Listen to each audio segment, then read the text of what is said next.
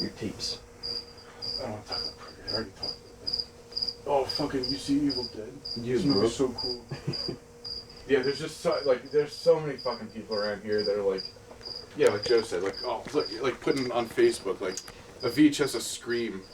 I'm a collector. It's People that never would even think to touch a VHS are buying shit and putting it up like, yeah, man, oh, God, I got a copy of Wes Craven's Scream. And I'm like, yeah, have you ever seen, the Scream from, what is it, like 84? And they're like, what? What movie's that? With the big fucking sickle on the front? And, just like, sit the fuck down and stop it. Just shut up. Should we talk about horror? God, there's so many things to talk about. Yeah, you get your stuff there. I right. Find, Victoria should have it. I guess I'll start with this. I'm a huge fan of gimmick boxes. I love gimmick boxes. And one of the big ones that I was looking for a while was Frankenhooker, the talking box. And nobody's talks. And unfortunately, I think the battery died on this, but I got this tape, and I knew that the sound didn't work, and I was like, you know what? I really want to try to make this work. So, it's cool because this opens up, and the whole circuit board you can take out. So, what I had done was, this was all messed up from corrosion from the battery acid that came out. So I took all the batteries out and I cleaned it all up, and then I went out for like 3 or 4 hours to a bunch of different stores to try to match these batteries. And I finally found them all at Walmart. They were like in a drawer behind the counter where they sell watches, so I found all the batteries. And I put them in at home, and it worked perfectly. And I will fix this again. I think these batteries died, but I will fix it again and let it talk again. And hopefully I can get you guys some footage of that. But yeah, I did gimmick stuff. And I got a whole bunch of other stuff like the Black Roses cover. It's all impacted. I don't even know what you call that. 3D box. And I got the Dead Pit one, but these don't light up anymore, and you can't change the batteries on these or else you'll ruin the box. There's no way to get to it. And I also got Bleeders, which has, it's a blood bag on the front of the VHS. Like, nobody does stuff like this anymore, you know what I mean? And it's so cool. And the movie's shit, and they want you to buy it, so they do all this, they do all these gimmicky things. But that's cool. I got the Willies. I love this movie. This is one of my favorite movies. And I had we actually did a rip of this, and we were doing the art for the box, and I found out that there's a whole nother box inside that box. And I had never noticed, and I just thought that was really neat. Like, I've never seen that before. I thought that was kind of cool. Yeah, it's like one of those things.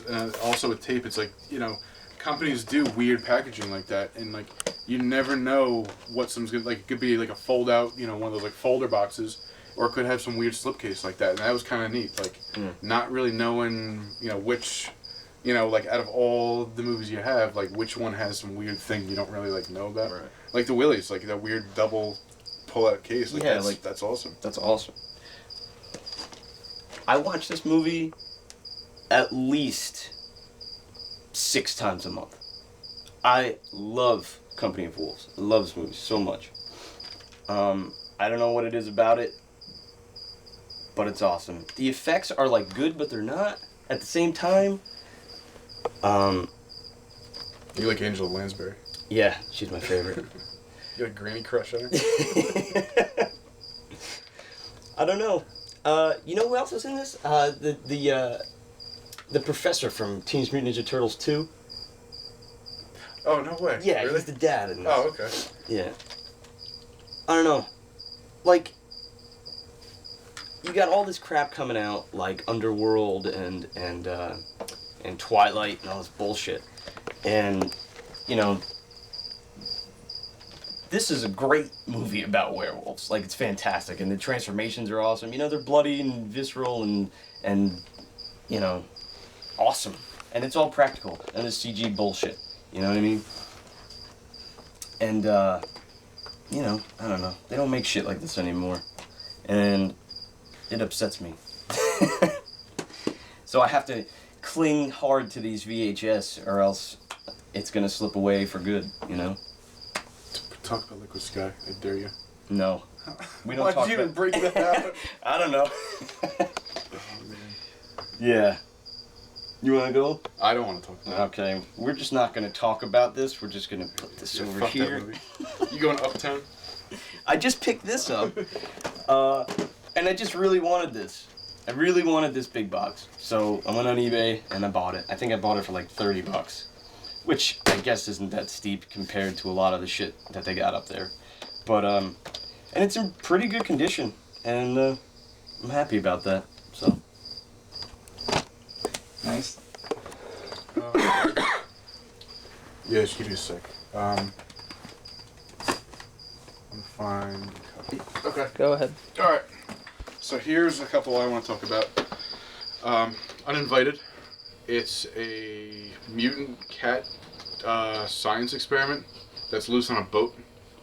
Just for that alone is worth seeing. It's and George Kennedy.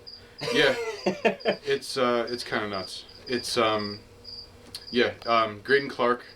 He's done a lot of not garbage, but just, you know, they're not the best movies, but they are fun to watch. Like, this is pretty fun to watch.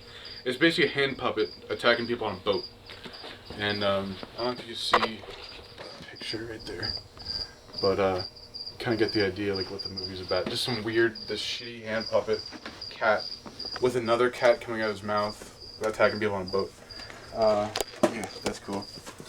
This is another one, Eliminators. This movie is pretty cool, but again, this is like, you know, talking about like oh, I totally fucked that up. But yeah, talking about how the cover art grabs you. This grabbed me when I saw it.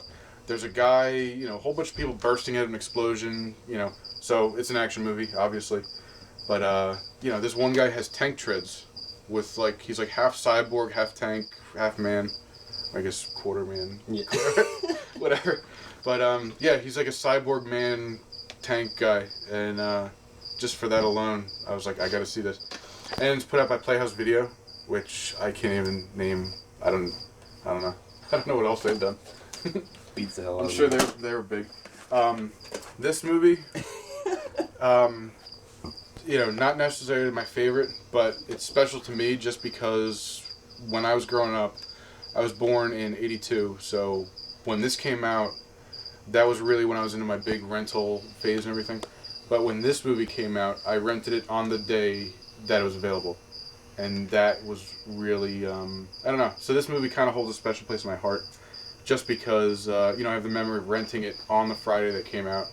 And that was really awesome. I mean, the movie is not the best. I'm not crazy about it, but it's just that memory I have about, you know, renting it the day it came out on for rental. So, yeah, that was cool. But it's a half metal dog cyborg thing. They like blended it with like a cheetah, a chameleon. Yeah. And it's like in the tree, Yeah. and it turns invisible. Yeah. It doesn't And it puts his acid. Yeah. And alright, these two, I mean, not just these two, but these are examples of what I really like, is these early 90s crap action movies. Lorenzo Lamas as a gladiator cop. I mean, how can you really take this seriously? Yeah, he's like, oh, The Swordsman too, I'm sorry. But it's just, these movies are garbage, and they're awesome. You just I can't get enough of these, seriously. And like this one, Jeff Speakman in Street Night. Like, everyone has to see this movie at least once. This is just, it's awesome. The Perfect Weapon was pretty good. I mean, as far as Jeff Speakman movies go. But this is pretty good. Just for me, I have a soft spot for crappy action movies. And this is another one, an example of great cover, shitty movie. This cover, I thought it was really awesome. Then I watched it, I was totally let down. But just the cover art was cool, and I really liked that. Are you getting glare from the lights? On the A little bit, but not too much.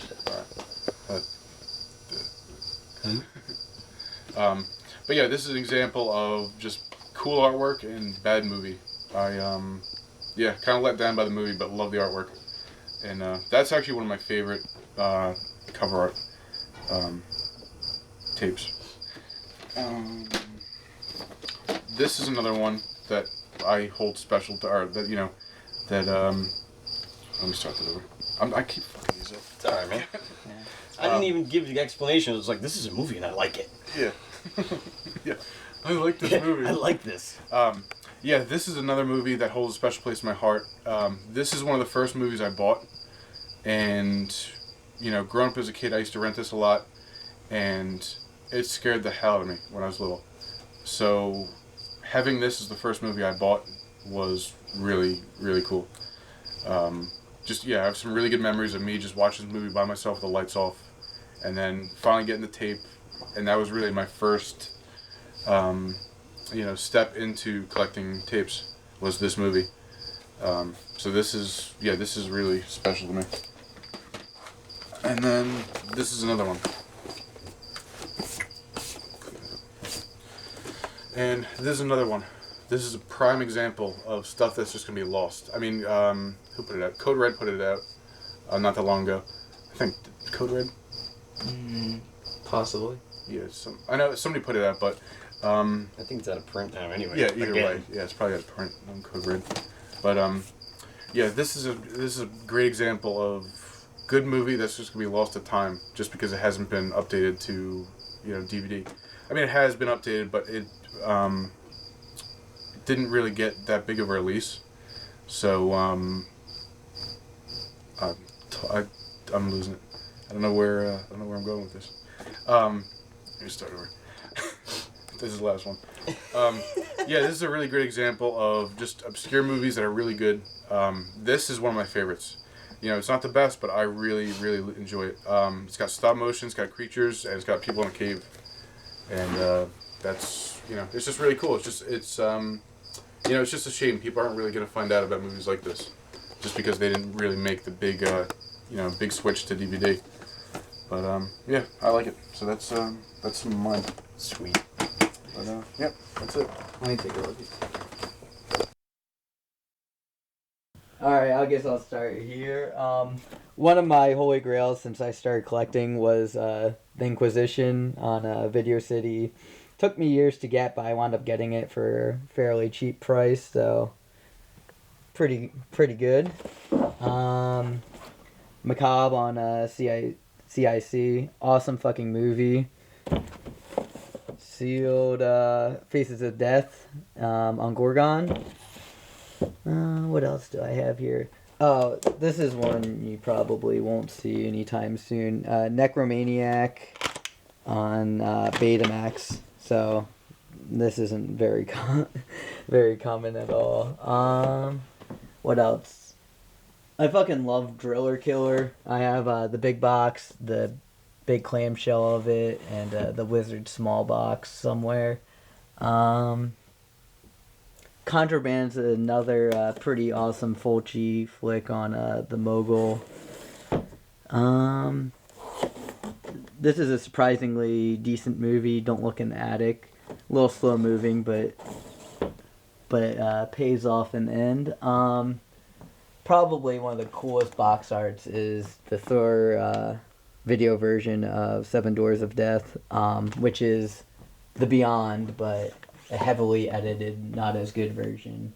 Diamato's Buried Alive is another incredible fucking movie. It's probably one of the nastiest fucking horror movies. It's just so merciless as far as the gore and the killing and just no sympathy the whole way through. It's just a fucked up watch. This was another one of my holy grails when I first started collecting Make Them Die Slowly on the Thriller label. Zombie Big Box. Thrill Killers on Cult. A lot of people are looking for that one. It's one of the harder to find cult releases. Another one of my favorite like 80s slasher type movies is The Prowler. This is the VCII version of it.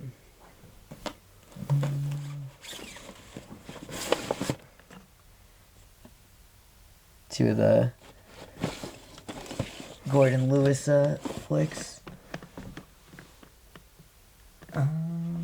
What else I got here? I have the other big box of Wizard of Gore, which is this movie really. It really is, the king of gore. It's pretty much where the ultra gory bucket of blood shit really first started. Let's see. Bog, Beer Maker. This was probably one of my first big boxes. I got in a lot of like 50 horror VHS on eBay for like under $10, maybe like a decade ago. What else? If you ever have a chance to see this movie, VHS or not, fucking good. It's pretty much a mix of The Warriors and Death Wish put together. It's absurd and in the best way.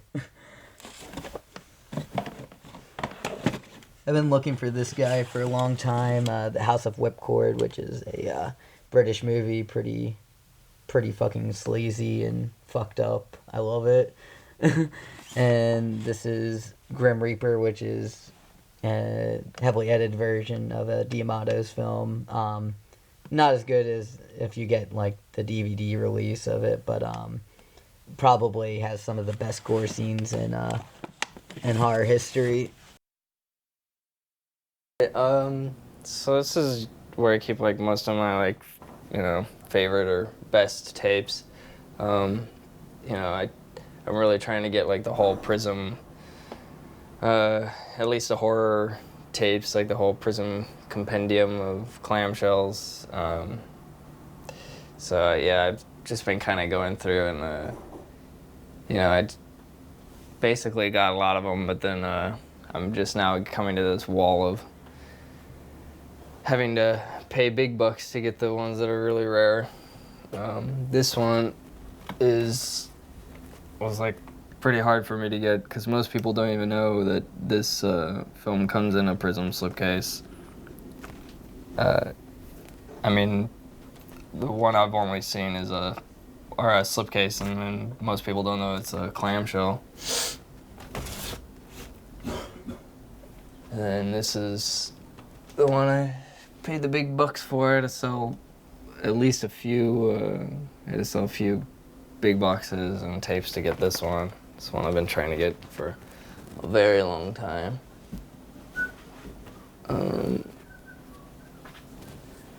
This one you don't usually see too often.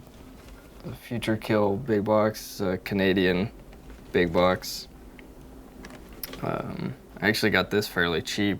I think not too many people even knew it existed, so maybe they just saw the picture on eBay and thought it was, the regular slipcase, like Vestron that you always see, I don't know. Or I just got lucky or something. For some reason, I just really love this tape. Kathy's Curse on Continental. I mean, it's not one of the Continentals you usually see. And so when I saw it, somebody had it, I just had to talk him into letting me buy it from him. Prowler is definitely one of my favorite big boxes, just because it's one of my favorite movies in general. Let's see. This is definitely my favorite Paragon, just because the cover is like amazing.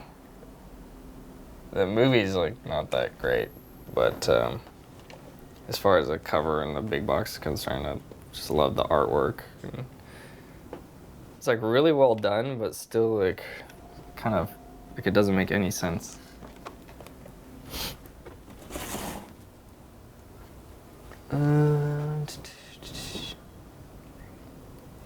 I have a lot of my stuff that's signed. Michael Berryman signed the first release, Harmony, Clamshell, Hills Have Eyes. This signed by Clint Howard. This signed by everybody in Stepfather 2.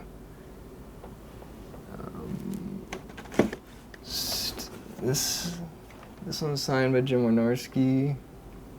I think this one's signed by Jim Wynorski too. Hard to Die. There it is. Scream, signed by a few people.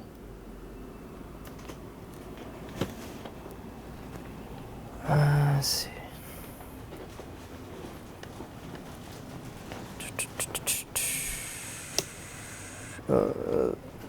This I really like, the House clamshell. It's actually just a huge clamshell for the slipcase tape that lights up and stuff.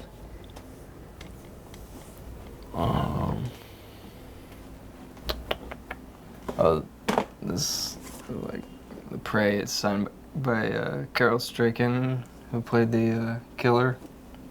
When I got him to sign it, he actually had never even seen the movie. So he asked me to send him a copy. So he signed it for free. He's like, but could you send me the movie so I could actually, finally see it? So that was kind of cool. That was kind of funny. I'd never even seen it. I bet you he thought it was shitty. It's signed by Adam West.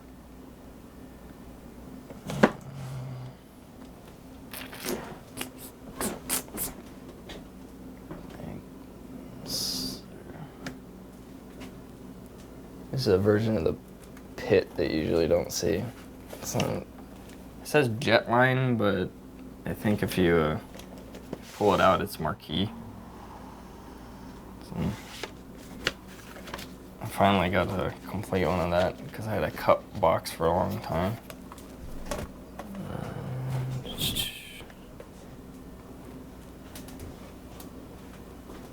Here's my 555, which I need to replace someday because it's kind of faded and messed up.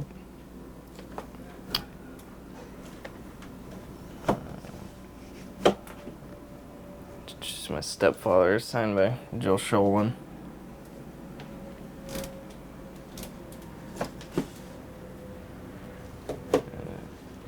Which one is it? I guess this one. Final Terror got signed by the effects. The guy did all the effects, and he was also the killer in the movie, the main killer. Suburbia have signed by a few people. This is my favorite tape, just in general, that I've had. I think one of the tapes I've had the longest. I finally got it signed by everybody, or at least like the director and the writer and the effects guy.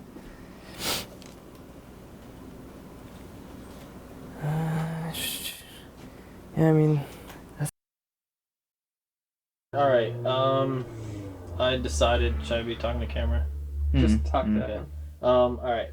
I decided that I'm gonna pull a couple things out by request. Some neat stuff from my collection. Let's see here. Well, first, I guess we did kind of want to let's do a little self-promotion, I guess, and a little promotion for Lewis. This year, 555 came out on DVD, and it came with a limited edition clamshell VHS and a limited edition box that is like a big box VHS, but just has a bunch of goodies inside, including a DVD. This is all stuff that I did the artwork for, the graphic design. Pretty much most of the Massacre video, pretty much all the Massacre video things so far, I've been working with Lewis on and helping him with marketing and doing graphic design and brainstorming stuff with him. It's pretty cool. Came out good. A lot of people this is a high demand tape now, which is kind of unique for collecting because it's a re-release. It's like a later edition. That being said, I'll do a quick little plug. This is coming out from Toe Tag and Killjoy. Last House on Dead End Street, 35th anniversary VHS. He's been showing these off at conventions a little bit. This is the artwork that I did as well. This is all like hand painted. artwork and stuff that I brought into the design. Fred asked me to do this after we hosted him and his gang for the August Underground screening, the anniversary 10-year anniversary screening at Severed last year. That's going to be a real cool release for this year. I'm sure that's going to be another, collectible. Couple other tapes here. I like Canadian tapes. I used to collect a lot of Mexican tapes too, and NTSC, like anything, and Venezuelan tapes. I still collect some of them. But Canadian tapes I'm into a lot. This is one of my favorites. Anthropophagus, NTSC, MPA video. This one does have the fetus eating intact, and not too many VHS really have that, unless it's like a UK tape. So that's a cool one I'm into. A couple other cool Astral Video, Slipcase of the Hills Have Eyes. These are pretty primitive. 77, 78, 79, early VHS. Same with Texas Chainsaw Massacre. This label's pretty old one, so I'm kind of into that. A couple other gems. Streets of Death. I got this one from fellow collector Alan on a trade. It's a really rare tape. Doesn't pop up that often. That one would be a hard one to find in the wild, and I think people would probably be willing to pay a decent amount for this one. It's a nice gem. Let's see here. Bloody Friday. Pretty cool movie. Claudia Jennings. This is a weird label, that you don't see. I don't even know what else they released. I think I've seen something else from this Sebastian International. But it's a hard one to find. Cool tape. I'm really excited about these 3 tapes. All Planet Video, early releases, clamshells, big fat thick clamshells that are kind of unique from other ones.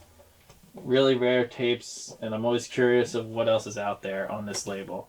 And slowly but surely, I had this one first. This one I got from a fellow collector.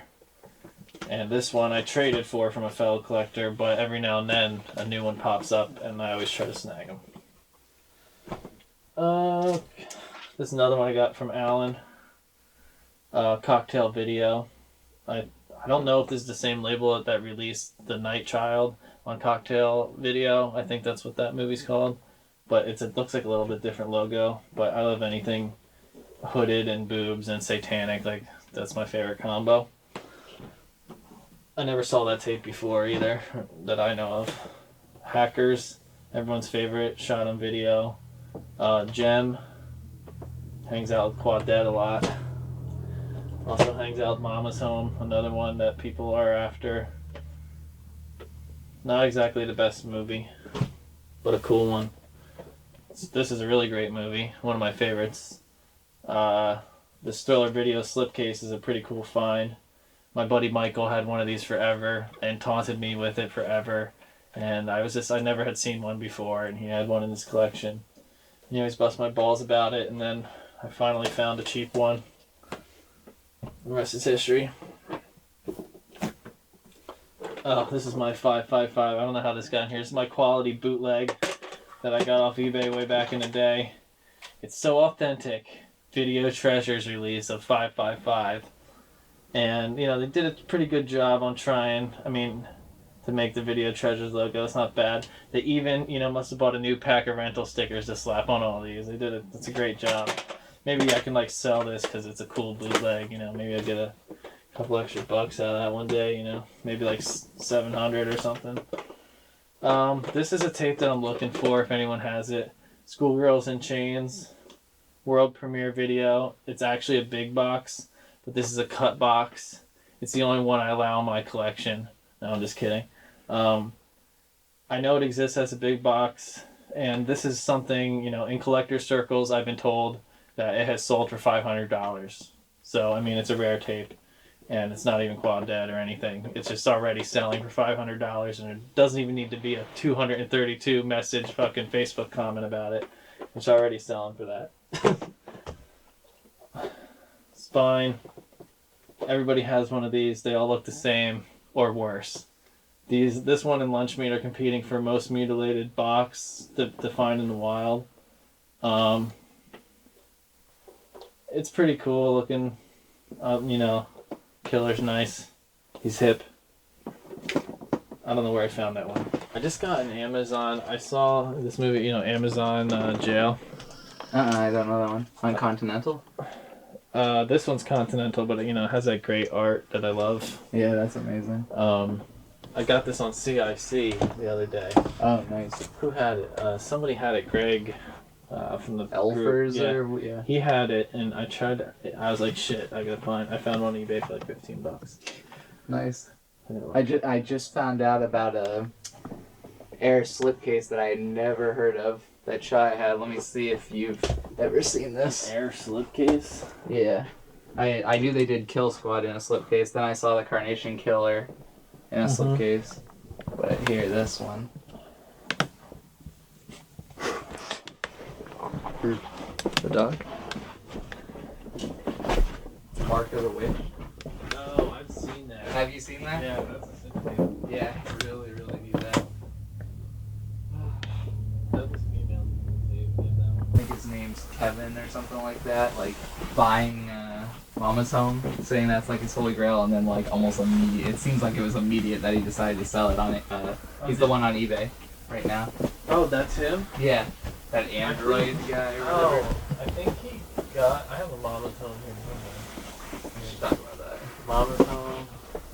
Buying on eBay, and like I was going to go after that one, and stupidly went after. I thought it popped up different more often than it actually is turning out that it does. Oh really? Yeah. Well, like It doesn't. It's not popping up anymore. yeah. Somebody just talked about that. I think it was Rob. He had that. His collection was really good too. Really? Yeah, I always want to see Rob's too. Yeah, he was just. Does Rob have this? Because he's a Night of Living Dead collector. He didn't show us what he had. Oh, he didn't show us what he had, but he like said everyone tries to stump him with it. I do it all the time. I'm always like dropping like, Yeah. do you have this one? Do you have this one? Do you have this one? Yeah, I want to know if he has the one that I have. Like, it's just some really cheapo. Like, it's a clamshell. I think I posted it. It has a CD attached to it. Oh yeah, I saw that one before. So I think I have a media maybe of Night of Living Dead, and there's two different versions of this, like a different cover art. This one has them busting in, oh yeah, and yeah. I think there's one with Barbara. Yeah, there's definitely a different one than that. That's crazy. I don't know. I found this the other day. I thought it was kind of cool. It's like I've been finding these now and then. These drive-in terror label on the Vidmark thing. Oh, like Like the one Bloodsuckers. Bloodsuckers, yeah. Oh, look, I have these two other ones that I found. Like Wow, the lady vanishes. It's insane. And this I found these. Like this is what I mean by like going on eBay and just like scurrying around and finding stuff on other labels like in clamshells and stuff. Like I find Well, here's the first three. You got them. I find shit like that all the time for like nothing. And You know what I mean? do you have Bloodsuckers or what's Yeah, it called? Bloodsuckers, and I have Which one is that? Which number on the? Bloodsuckers. It'd be Is, great if it's 5. That'd be ridiculous. it's 2201 at the top. It says. Oh shit! This one's actually 2501, and this one's 2000, and then 2002. And this one isn't. Did you see that? Yeah, that's there's the one I have. Then there's the one that's the Yeah. drive-in tear. Yeah.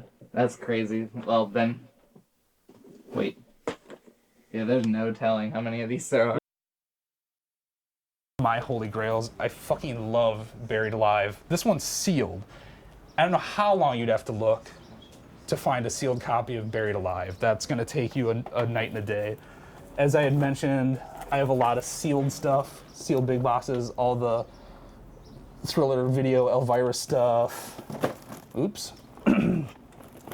If it's sealed and it's big box, I don't even care what it is, as you can tell with some of these titles.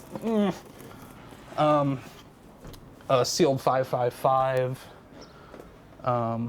Something awesome like 3 on a Meat Hook, Death Dream, The Forest, Eaten Alive, Asylum of Satan, Toolbox Murders. I mean, I'll take whatever. I get cut boxes. I have lame shit like Tiger Town, but it's Singapore. I found this for $0.25. This is a Singapore only release. I'll buy like Mexican crime big boxes. I don't even give a shit what it is. If it appeals to me and I want to watch it, I'm there. My favorite by far is always going to be Wizard Video, and there are a ton. They're double stacked. As far as tapes go, Zombie is my favorite, always going to be. Zombie, Anchor Bay. Zombie, Wizard Video Beta. Magnum, Zombie. And my holy grail, Zombie Wizard Video ×2. Zombie Wizard Video Slip, faded as shit, still cool. Mutilator Beta, Video Murders, Wizard Video. Slashers are a big thing with me too. Here's some of the Wizard Video stash. Doubles, alternate colors that they release. This one's more blue, and this one's a greenish. This is probably one of the coolest tapes I have. It's cut. It is so hard to find. Finding an uncut copy is next to impossible, but when you end up with an original, I don't care how I get it, I just want it. I did all right on this one. I didn't pay very much for it. It's a tape that I'm pretty proud of. I'll buy Japanese stuff, like Japanese rental tapes. This slides out of the top, and then it says that it's rented out, and when you would come back to the video store in Japan, you would put it back in there, and it says okay, and then you know that it's ready to check out again. We've got Friday the 13th Part 2. We've got a Hospital Massacre Beta. Here's something I'm pretty proud of. It's very faded, but very bizarre. Chuck Norris wearing a scarf. Why? Who knows? Here's some of the other Wizard Video tapes. One of everyone's favorite, and one that never ceases to get mentioned when it comes to awesome cover art, Headless Eyes. And as far as awesome cover art, might as well throw that one in there. That is bright as hell, looks amazing. They do not make them like that anymore. Here's another hot one. Here's one I just got the other day, a little beat up, but one that I wanted forever. One of my favorite genres of movies is zombie movies. And when it comes to zombie movies and Wizard Video, you can't go wrong. How'd you get that one? I bought this one from a buddy online. Okay, last one I saw on eBay, much better shape, went for $77. Buddy from Horror VHS Collectors Unite on Facebook said, hey man, I know you're really looking for that tape. Instead of posting it so everyone can have a crack at it, I'll sell it to you really cheap because I know you really want it. So I paid 25 bucks for this one, which is an awesome score. I've got a lot of other big boxes and stuff kind of buried, clamshells. Here's one that's worth pulling out. I don't know anyone that collects VHS that doesn't love this one.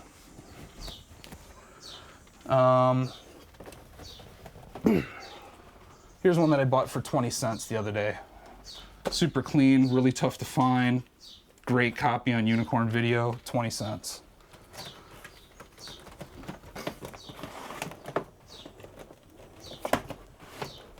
Here's another one that I wanted forever, and now a lot of people hate this. I don't give a shit. I love this. The fact that it says Gore Fest from Video Headquarters, I think that's amazing. This is one that everyone that collects VHS saw this tape in the store and walked past and went, oh, I wish I could get that. And it took a while, but I did get it.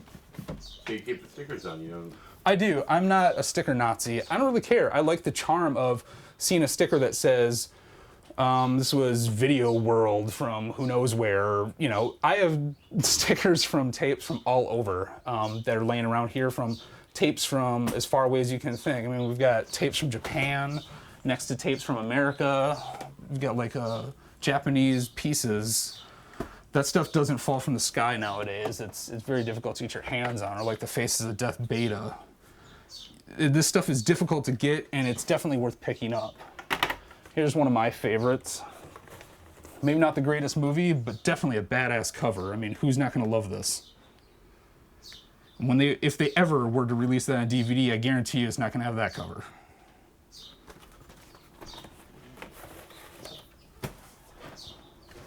Here's another one that's very difficult to find and on every VHS collector's list, Midnight Video. This is one of the only Midnight Videos I have uncut. It's very tough to find, a little beat up. But if you're a VHS collector, most of us will just take them as they come. I mean, it's nice to find them really clean. It's also nice to find them beat up. It's nice to find them however you find them.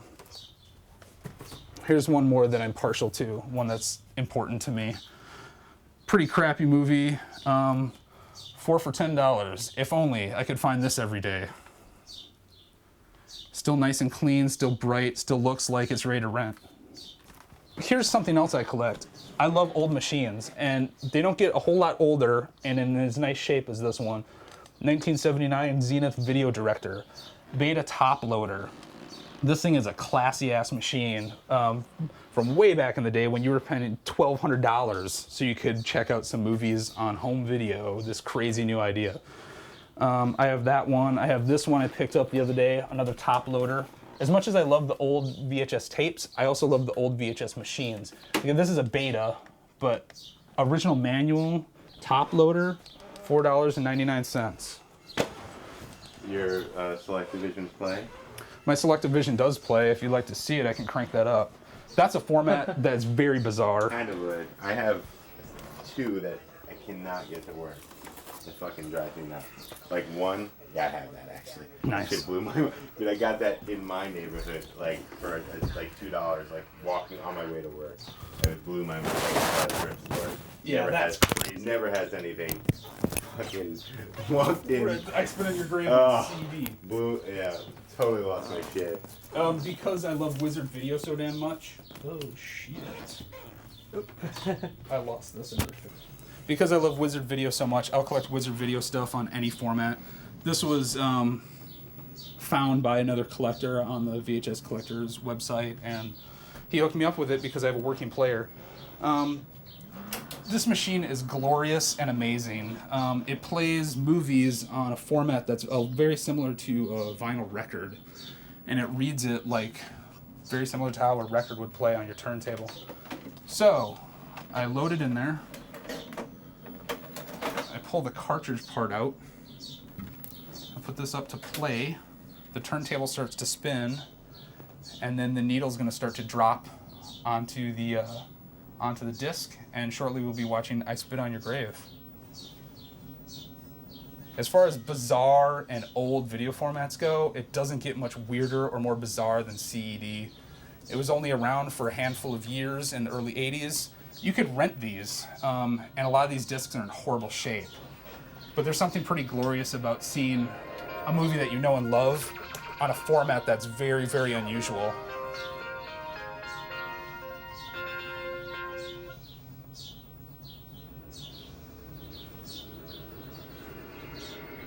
And the picture quality was actually comparable, if not slightly better than VHS. It had a lot of problems with its release. They had been developing this technology for years and years and years and years, and finally dumped it onto the public who didn't really give a shit about it. It wasn't as appealing as some other formats. VHS kicked its ass. They withdrew it from the market, although the discs they kept making for, I think they made these discs until 1986 because so many people wanted the discs, although hardly anyone bought the players. This player is just about virginal. This is the very first player they ever released, 1981.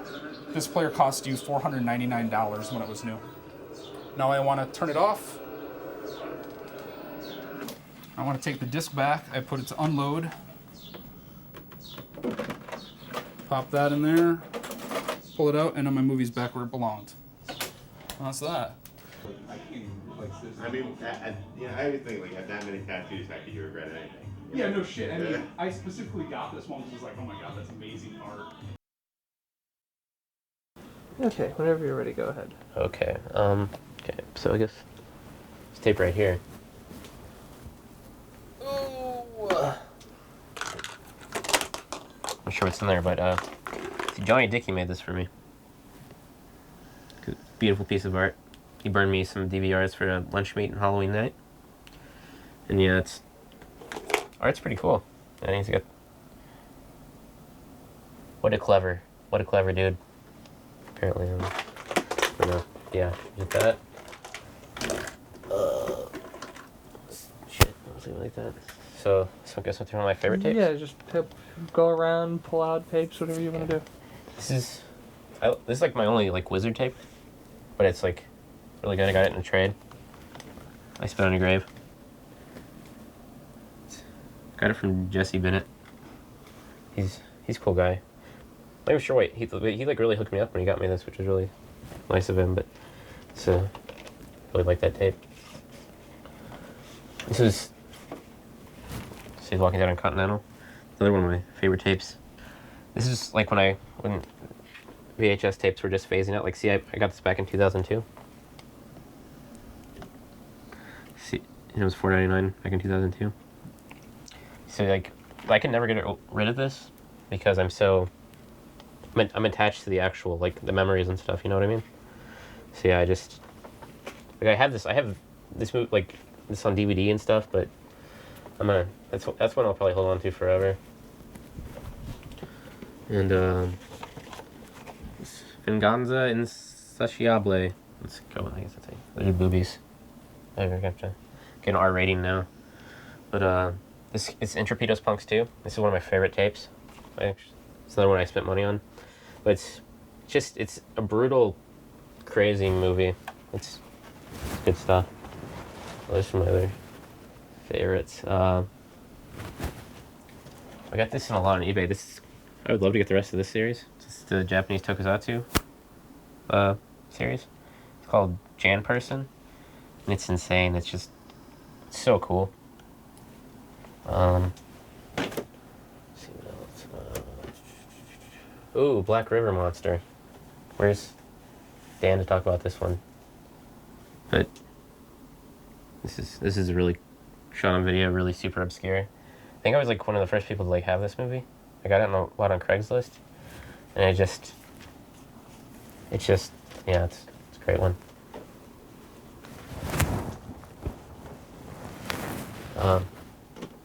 I really like my Prowler because this pretty much exemplifies home video. I think this is like a perfect example of like a horror movie on videotape.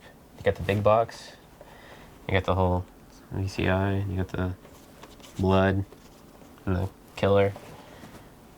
And it's a really good movie on top of that. It's a really good slasher film. Oh, this one. This is another one of my favorite movies. AR-15 Commando Implacable. This Mexican film. Like, I don't know anybody else that has this movie, which is kind of cool. And it's just insane sleaze and violence, and it's great stuff. Let's see, where's my... See, this was my holy grail right here. I was so stoked when I finally got it. Alfilo de Terror. You see, like clown, midget, ventriloquist dummies. Like, you can't get any better than that. And the whole art design is like so bad it's good and creepy. But you want to see the back? See what the movie looks like. Yeah. Let's see. It's my other favorite movies.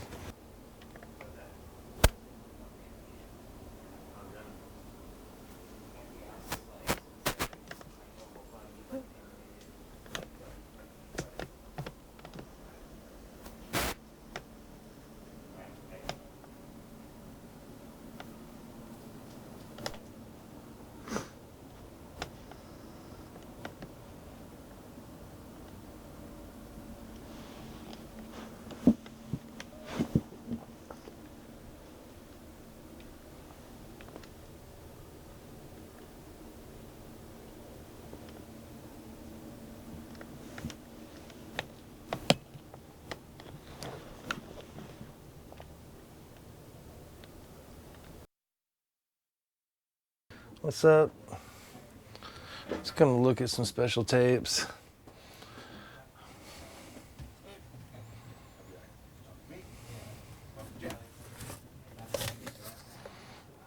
Jekyll and Hyde together again. It's not something you see every day.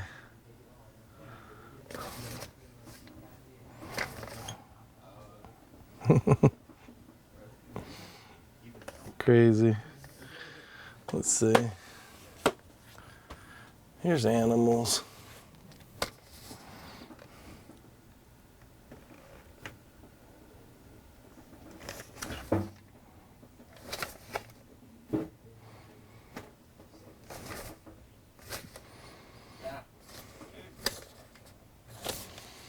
It's always cool. And if there are any stories about the tapes that you want to tell, you can go ahead and do that too. All right. Well, here's Tenement right here. That's extremely hard to get. If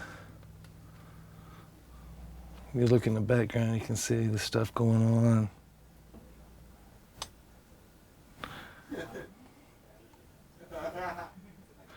So this gang runs roughshod over this tenement right here, and it can get pretty gory. Rapes, you know, the whole nine. Try to get Tim if you get a chance. That's awesome. How about you talk about how you went about acquiring all 8 Midnight videos? A lot? Okay. I got these Midnight videos up here, as you see, all 8. And it takes a long time to do that. Go ahead and set your mind in a pace that's slow, because if you think you're just going to race out and get them, that's not going to happen, and it's going to hurt your feelings. Just slowly but surely go to eBay, go to any of the sources that you have confidence in, and pursue the titles. I can. Every one of them is hard to get, but I can assure you that the Gore Girls is going to really be hard. Bloodthirsty Butchers is going to be really hard. None of them are easy. Don't get me wrong, but I'm just saying those 2 right there are going to really, if you got them already, no, you're on the downside. So there you go. Here's one that's hard to get. They just remade this recently. There's a remake of Don't Be Afraid of the Dark out now. You probably know that. This is the original one on USA. Very hard to get.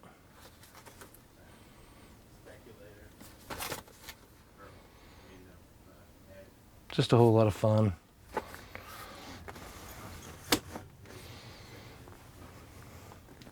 Oh, I've got to show you this. I showed this recently on a video of mine on YouTube, but is that cover art or what? The Thrill Killers? That's some serious cover art. When you see that, you want to rent it. Because you're thinking to yourself, something deep inside you is saying to yourself, you want to see what this is all about when you see that.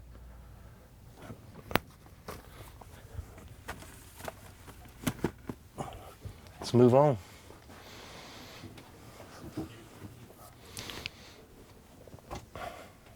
I mean, just look at this. This film here is so rare. Sorority Girls and the Creature from Hell.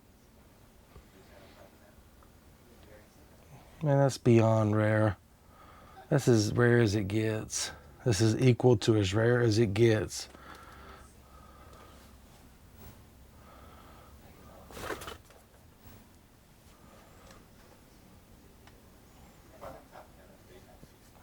That right there is probably the Creature from Hell, and there's a sorority girl.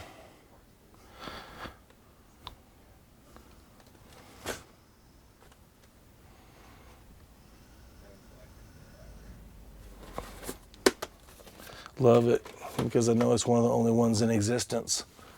This one here, this ain't easy to get. Zombie versus Mardi Gras. Beads, breasts, blood. Come on. It's perfect. It's what we're all here for. Uh-oh. That's just unreal.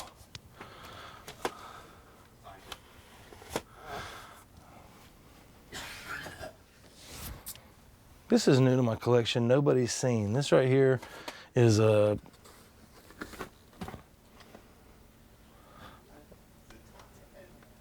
This right here is an exclusive showing.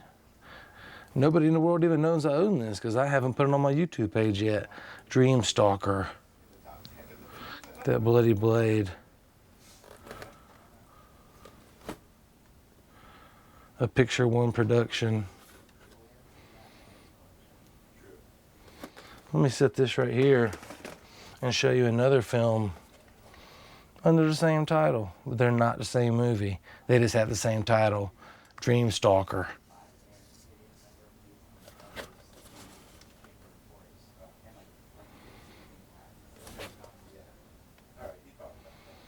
So what I like to do is just set them beside each other and just take a look at what we got. Dreamstalker, Dreamstalker. Two different films sharing the same title. And that's what horror video collecting's all about. You take them, you put them back on the shelf. These two actually read backwards. Most VHSs read this way, just like you see all the rest of them reading, so you can clearly read them. And these two appear to be backwards. Well, they are. You can't turn it around because it's the exact same way. They're backwards. They printed them backwards. This is new and something cool. Zombie 4, A Virgin Among the Living Dead. Zombie 4, After Death. I mean, which one is it? Got this other version of A Virgin Among the Living Dead right here, which is the same movie as Zombie 4, Virgin Among the Living Dead. So that's the same film. But these two, what's going on here? Can't they pick out which one's Zombie 4? After Death or A Virgin Among the Living Dead? Which one is it? All right, I just got them both.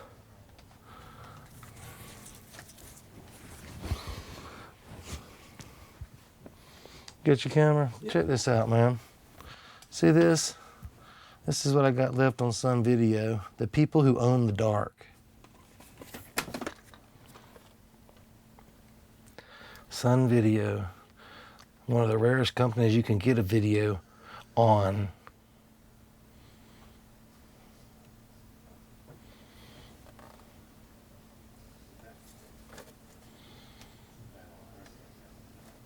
Just wanted to show that because I don't really know how much that's worth, but it's worth so much that I'm not even going to stop and try to place a price on it.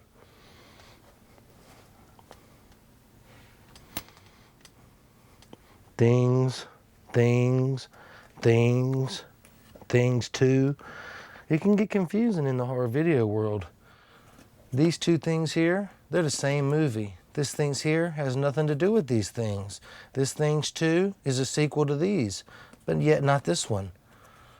So see, it's tricky. You gotta know your stuff. Look at this video.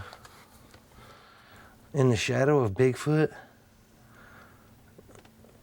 It's so rare, man. I mean, I feel so lucky to even hold it in my hands. I can't believe it.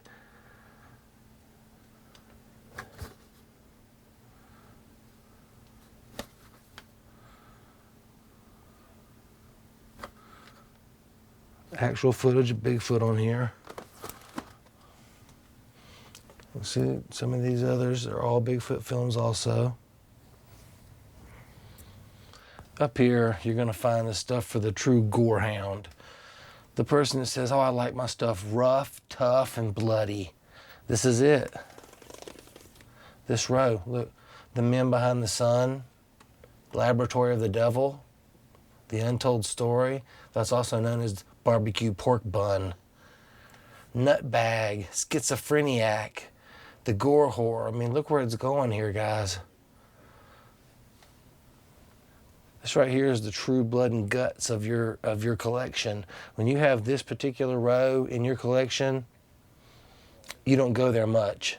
Every once in a while, though, you want to go there. My Sweet Satan. This is the story of Ricky Queso, who makes you say you love Satan, say you love Satan as he's stabbing you in the eye. That's a great film. So proud to own My Sweet Satan. Scram, the Necromantic series. Here's the Violent Shit series. I mean, this is the real stuff here, man. I piss on your grave, I puke on your grave, a spit on your corpse, a piss on your grave. I mean, you can tell what you're getting before you ever even put this in the VCR, because they're trying to tell you that this is the game plan's over. These aren't for fun. These are for real. So when you put this in, you sit down, you come away changed a little bit. You're not the same person you were before you watched a movie. When you get done, you're a little different.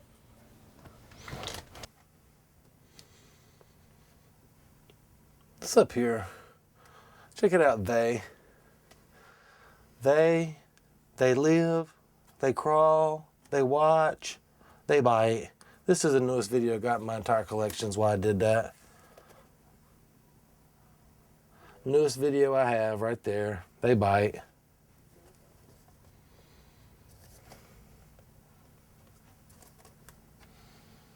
Just a cheap, not cheap as in what I had to pay or what anybody else would have to pay, but just a cheap made horror film. They came from beyond the stars to spawn in the sea. They're hungry and they bite. Here you go. Deranged. This is the story of serial killer Ed Gein.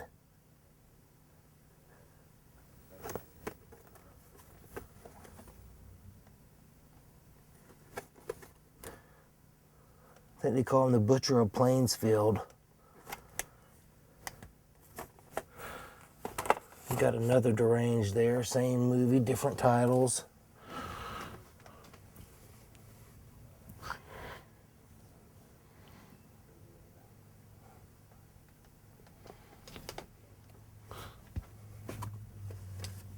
This right here is Midnight 2. It's extremely hard to get. I'm sorry. I've got to go see something real quick, man. What was that?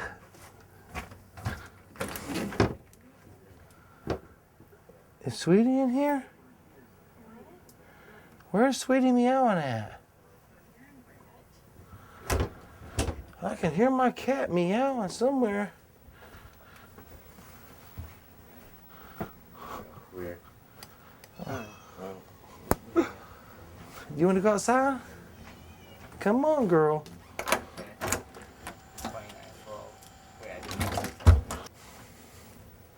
What?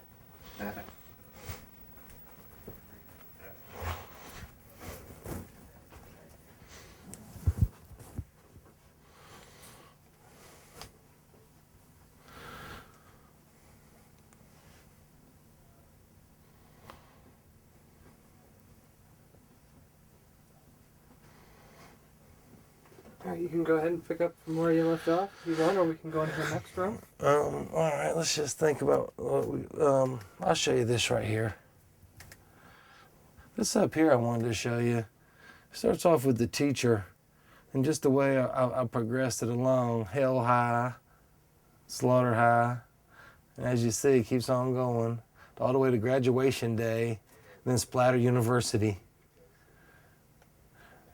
Just some way, like I say, I don't keep them in any particular order as A, B, C, D, but this is a way, this is in order. I know where all my high movies are. Slaughter High, Zombie High, Full Moon High. I know where I'm going to find them. I'll look right here beside it. The Centerfold Girls.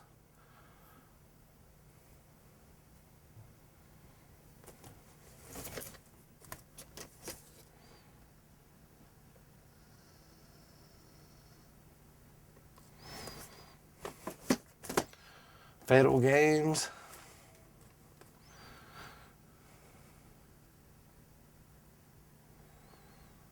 I mean, they're here, man. This is what 13 years of high production collecting will get you. And down here is all Paragon.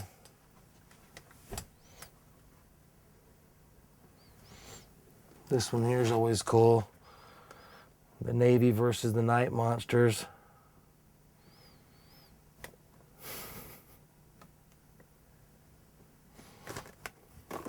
This one here is always sweet. Just before dawn.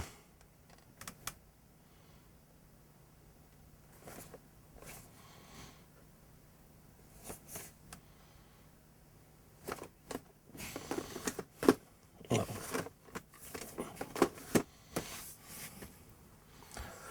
sure, we'll take a trip to the other. Well, no, man, I've got to show you this down here if you don't mind. Let's take a look down here. This over here is the mogul stuff. Really proud of this. Macabre.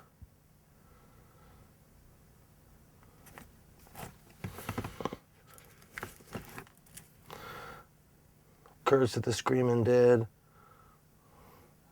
Also, I got this same film, oddly under a different title, but the same movie right here, brand new. Curse of the Cannibal Confederates. That is Curse of the Screaming Dead.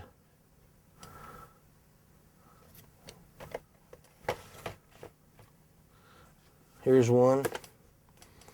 Feast for the Devil.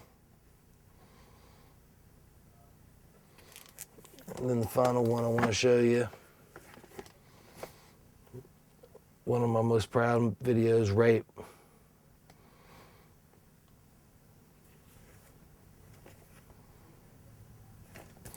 All right, there we go. We got more we can see. I'm waiting so long. No, it's no problem, yeah. This is what we're here for. We just have a 5-hour drive ahead of us to the next interview. Pure energy. Perfect. If I walk back here and I had to snatch one film off here and just say, beat that, first thing I would grab is this. Have a nice weekend.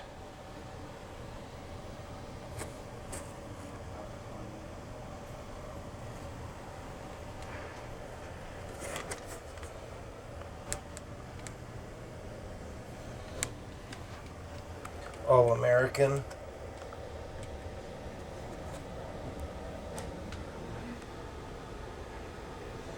There's a lot of movies back here. This is the first one I would grab and say, check this out. Have a nice weekend. And there's a lot of them up here.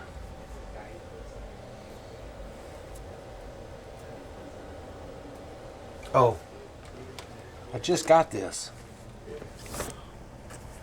Beyond the Living Dead. Look at that beautiful image on the front. Is that not the most gorgeous image you've ever seen in your life? I already know it is. You don't even have to answer. My God, it's so beautiful. Amazing.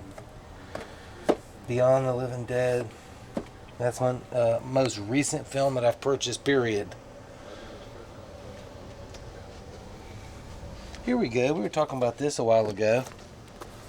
This is another unicorn. It's called The Demon Lover.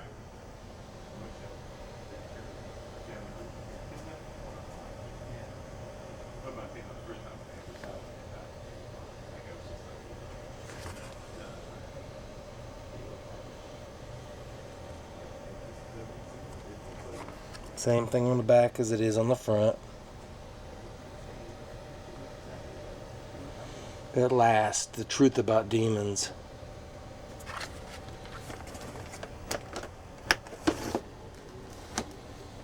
A lot of people are crazy about this right here. And when I say crazy about it, they really are. Witch's Mountain. I admit, that's some beautiful cover art. They don't get any better than that. Oh my God. The Witch's Mountain. If you could kind of hold them down low, because there's a glare. There's a glare. A little bit of a Okay, glare. gotcha. I'll try to do that.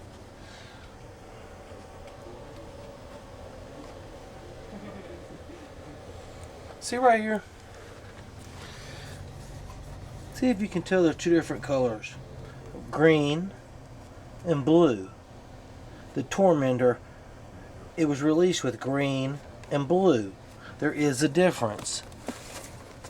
On the front, the whole shade is like a blue type background, and it has a blue side on it. Let me slide this in and pull out this green one. The whole thing is like a greenish background, and it has a green side on it. They're two different ones. Some people believe that one might be faded is really the only difference. That's not true. They were obviously, with this green one and this blue one right here, you can tell that they were actually produced like this.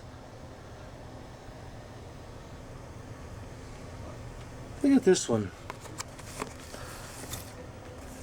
The Screaming Dead. Man, that's so rare. It's crazy.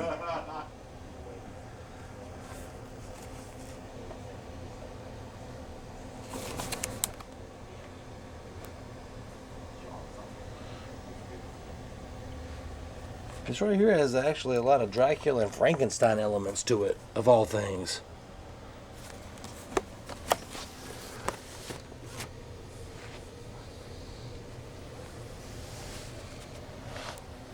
You ever seen this before? Bog.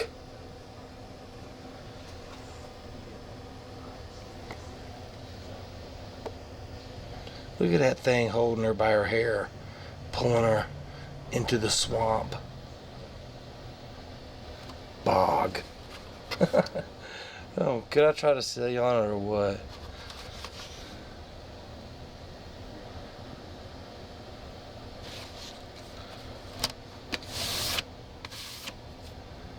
There you go. What's the real deal there?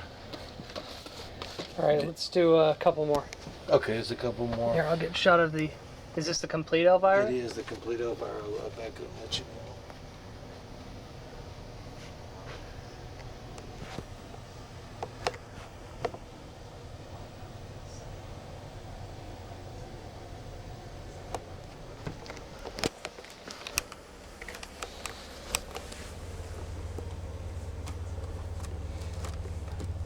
I got one for you. Pull it out of the dark into the light. Satanic Attraction.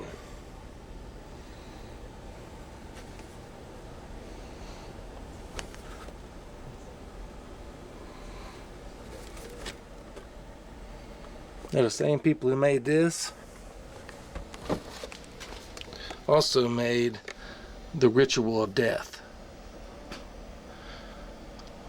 You get one, you might want to get the other. The Ritual of Death.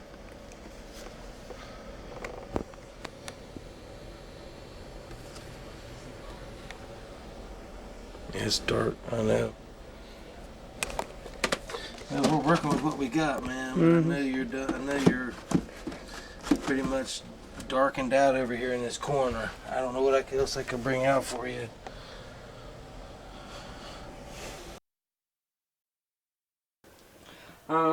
Yeah, so I've got, a lot of stuff that I've just picked up. Most of this is stuff that I've traded for, or I have, just found in the wild. These, I, honest to God, can't remember how I got so many of these, interglobal. They're not too rare, but they're not ones you see every day.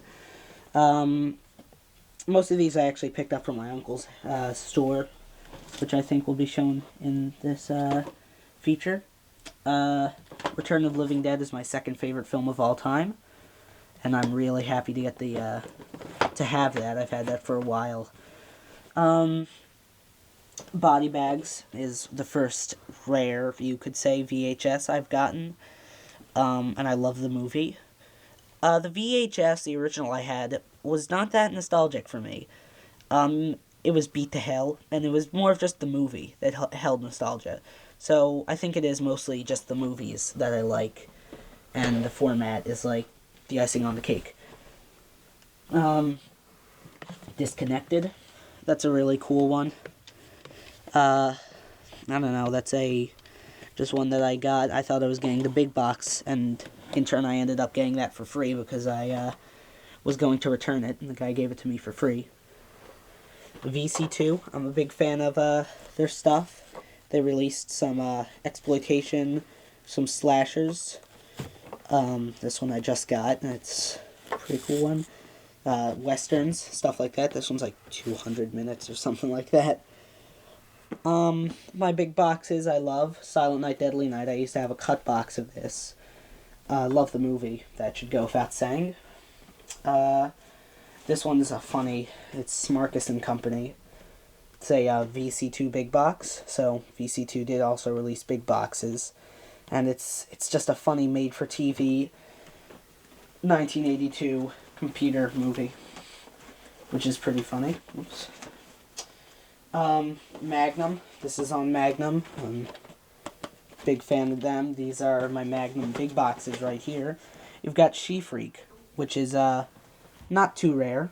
I got that for $5 on Amazon. My mom actually found this one. This is Jeff Goldblum's Sleepy Hollow, The Legend of Sleepy Hollow. The Deserters I've gotten in a trade. Same with the Reincarnate. I'm a big collector of USA. I've shown Silent Night, Deadly Night, but this was the first big box I ever found. My mom actually had this and gave it to me for free. This one's a little bit rare, but I'll probably never trade it. Probably. Clamshells. I really do love clamshells. I don't have too many because they do take up a lot of room, and there was a lot more clamshells than there were big boxes out in the 80s, so you really need to be selective with what you take. These two are shot on video, and Blood Cold is probably one of the most famous shot on video. Mine is extremely faded, but I got it for $5 or less, I forget, so that was good. V8 Shitfests, Gourmet Zombie Chef from Hell. Thought, that's a pretty great release, great cover. Prisms are great. And Academy, hopefully I'm getting another Academy clamshell soon. Also, just got another Unicorn video, which I need to put on the shelf. These are sort of just miscellaneous, meaning right now they're sort of just don't have any other companies to go with them. I've got these are kind of rare. Lunch Meat, this one's cut. Same with Attack of the Killer Refrigerator, but these are both still pretty rare. I got them for good deals. Deadline, beat to hell, that's why I put in a protective case, but great movie. Killer Nerd, Halloween Night, The Boogeyman. Ghoul School is a personal favorite. I've reviewed this on my blog, and I love it so much. The cover is amazing. That's a late porn star who I think recently passed away. I forget her name, though. Genesis, while not a rare company, has amazing covers that look shot on video, like they just took a Polaroid. You can see how fake that hand looks and how fake that thumb looks.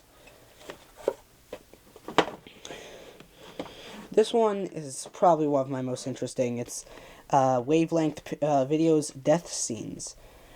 I thought this was just a death film, but as it turns out, this man, Nick Bogus, has a bunch of death pictures that he just shows and talks about. There's no exploitativeness to it, which I like. Usually I'm not a big fan of death films, but that one's interesting. Camp, like I said, is one of my favorite companies because they've got that sense of humor with the Bob Dobbs logo. And then I've got big fan of Burning Moon and Dead Alive. They released a lot of independent shot-on-video movies, like Violent Shit and Burning Moon. Burning Moon, the movie, was... the company Burning Moon was named after the movie, and they have the same logo. Like I said earlier, I'm a big fan of Tim Ritter, so I've got 2 different copies of Killing Spree on different releases. This is the his own company, Twisted Illusions. That's his release, and then Truth or Dare 2, Truth or Dare 3. Vestrons are down here. I've got Raw Head Rex. That's a pretty rare one that I picked up for $5 a little while ago. And Blood Sucking Freaks was a gift from a friend. Then we've got Magnums. And like I said, this is another one of my very favorites. Because just look at how nice they look on the shelf together. They all just match up very perfectly.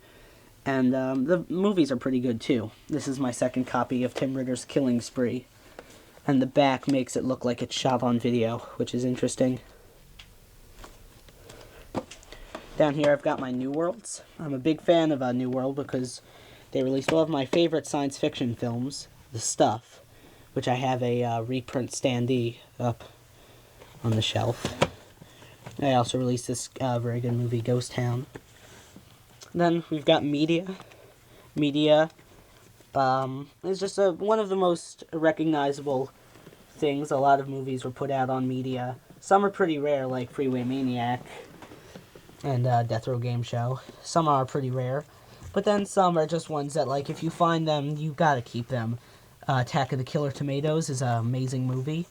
They released a lot of Troma stuff. Texas Chainsaw Massacre 2, stuff like that.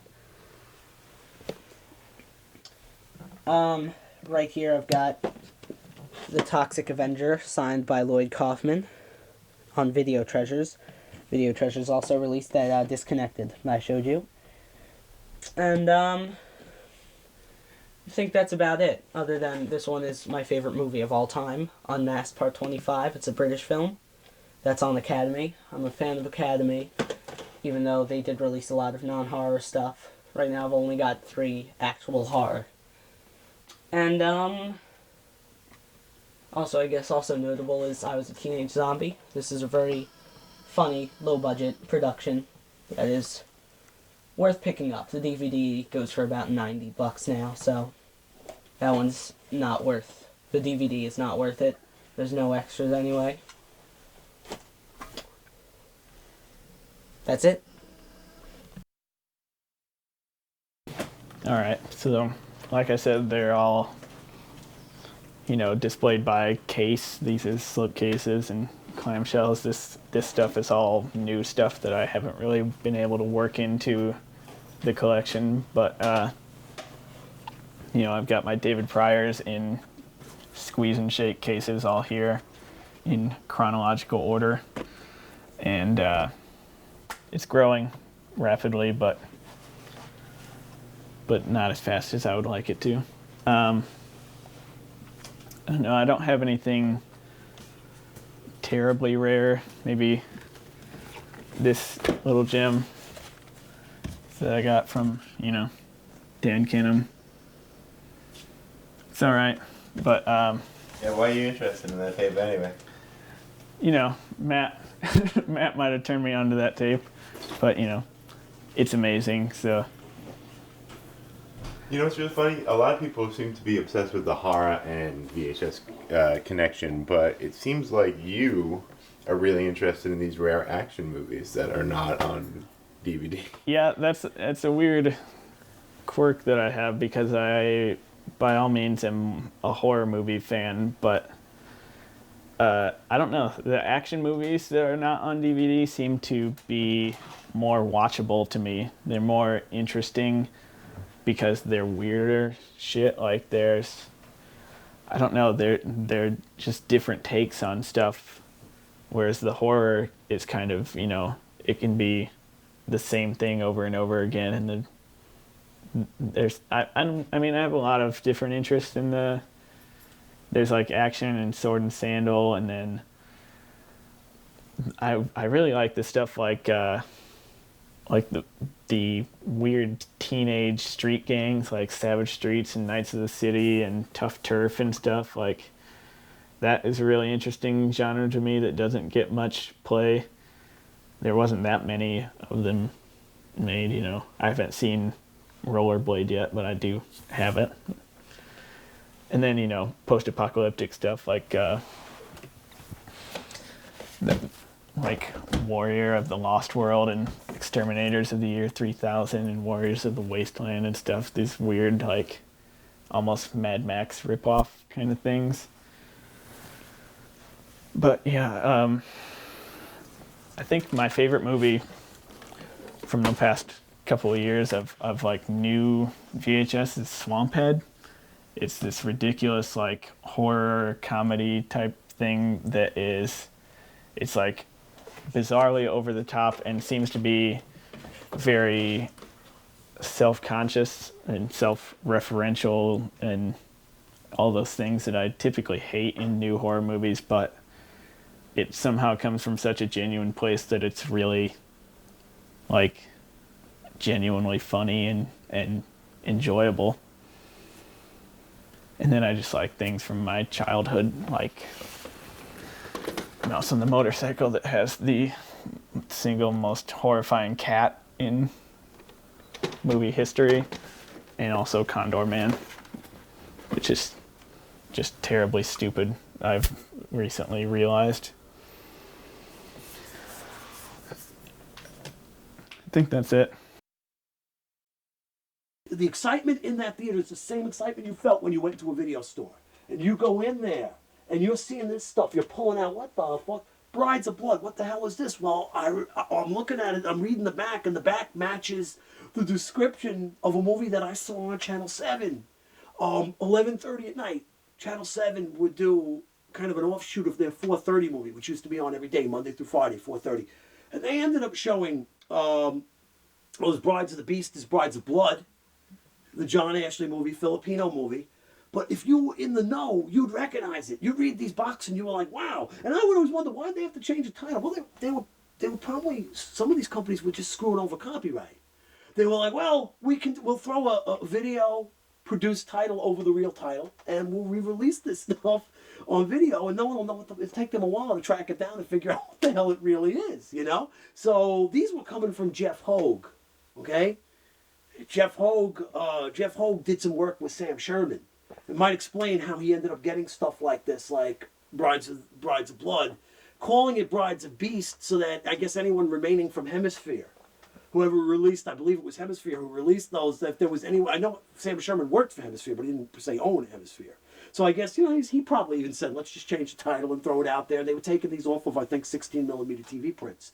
The look was often very, if you look at these videos now, quality-wise, some stand up beautifully. Some of the transfers were gorgeous. Some of the transfers were not so good. And also, it's the 16 millimeter prints, too. They don't always, if you don't have a real great color correction system, you know, they kind of come out a little fuzzy, lacking in definition. Let me give you an example of some of the worst transfers ever done, but some of the most interesting tapes. Here, a company called Sunrise Video from Holland. I don't know how this guy was doing this stuff. I speculate they were his own transfers. They either were too light or they were too dark. Every tape he put out, either the image was too dark or too light. Either you were like shielding your eyes because everything was turning white, or you were straining to see what the hell the image was. But he was putting out stuff like this, Strange Loves of the Vampire, which is ultra rare. I think, if I'm not mistaken, he might be the only one who put this out. This is like the only existing copy of this Leon Klimovsky movie, Strange Loves of the Vampire, okay? Which is Leon Klimovsky's ripoff of the Fearless Vampire Killers. If I can wrestle it out here. The Make 'Em Die Slowly tape from Thriller Video. When I wanted to rent this, let's go back to 1985, 86. Inwood Video, I rented this very same tape that I own now. It took me weeks to get it. Every time it came in, it went right out. I remember the first time I spotted it, I looked at it, made the mistake of not grabbing it. Someone came right in behind me, grabbed it. Took me weeks, anywhere from 3 to 6 weeks before I could get this copy again, okay? When I came in that day, they were playing it on the TV, okay? Which was crazy. But I have to say this, that Inwood Video was on Dowdy Boulevard, and it goes into Far Rockaway. Any video store that was closer to what we call a combat zone, which means a really bad area, and that part of Far Rockaway were the best video stores because they carried the most degenerate examples of horror films and exploitation films and porn films. And I can't make this up. I'm not kidding you. Stuff that you'd see and you never see again. This guy also had some kind of a scam going. He had a lot of those Ivor Film Services. Let me see. I might have one here somewhere. Yeah. Here we go. Let me show you this. Shriek of the Mutilated. This I also got from him. See, Ivor Film Services were British. What was happening is I think these were being bootlegged in Canada, if I'm not mistaken, and being sold to companies here. He had a ton of the Ivor Film Services stuff, a ton of it. And, you know, I just couldn't believe my eyes. I couldn't believe the access to all these movies I had. Anyway, they're showing Make 'Em Die Slowly. The owner comes in. The owner was an old world Italian guy, heavy set guy, probably actually very conservative. He walks in, he sees the scene with, I guess, what is it, a mongoose fighting a snake or something like that going on. And he starts yelling at the girls who were playing it. Shut this shit off, he says. I can't make this up. The guy was furious, like, get this shit off the TV. And they did. They shut it off. Somebody rented tape. Took me about 6 weeks to finally get to see it. This was a big deal. And the reason why I point it out is because everyone was renting it. You're talking about people who at this point did not have their mind made up of what makes a good movie. What makes all movies were equal at that time. It wasn't about, oh, I want a movie with a budget. Or I want a movie that looks good. People were just so thrilled to be able to go into a store and pick up a movie. And the crazier a videotape looked, the sicker the tape looked, the more I was jumping on it, you know. Here, they would even fool you. They give you an indication like, look, this looks like it could be a horror film. Executioner of Venice. It's a peplum. It's actually not really a peplum. It's one of those medieval dramas, you know, with Lex Barker is in it. Yep, Lex Barker, Guy Madison.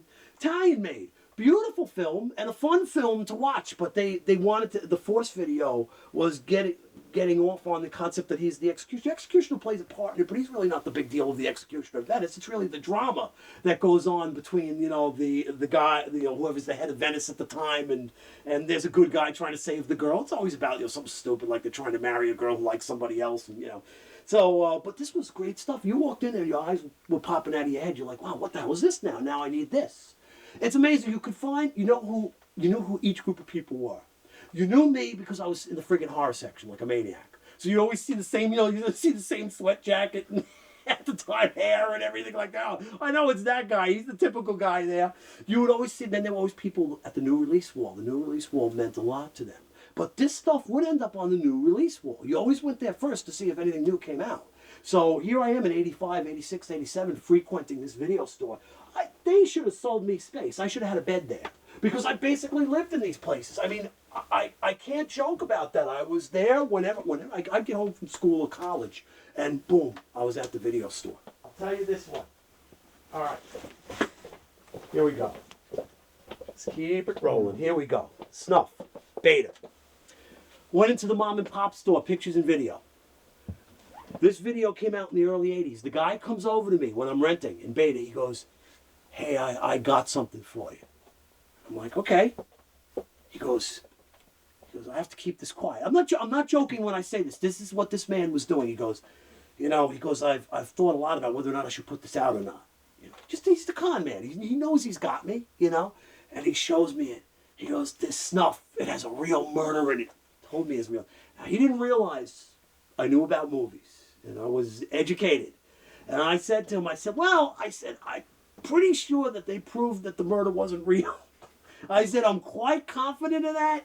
I said, from what I understand, but I said, I want to rent it. I want to see this. I'm dying to see this. And of course I rented it and I took it home. And you see, by now we were having the slasher films going on and you had the rather, at that time, sophisticated effects of Tom Savini, right?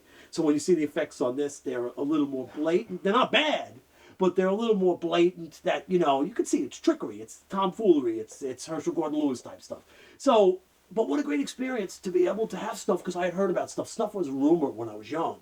So what did Snuff come out in 76? So it was a rumor. We heard about it. We knew about it. But, you know, it was disproved. But the guy sold me the rental with the same ballyhoo that the people put the film out did. He used the same bullshit. I really respect that. I really like that he came out and he was hoping to huckster me. But I was never insulted. You see, now somebody might get mad.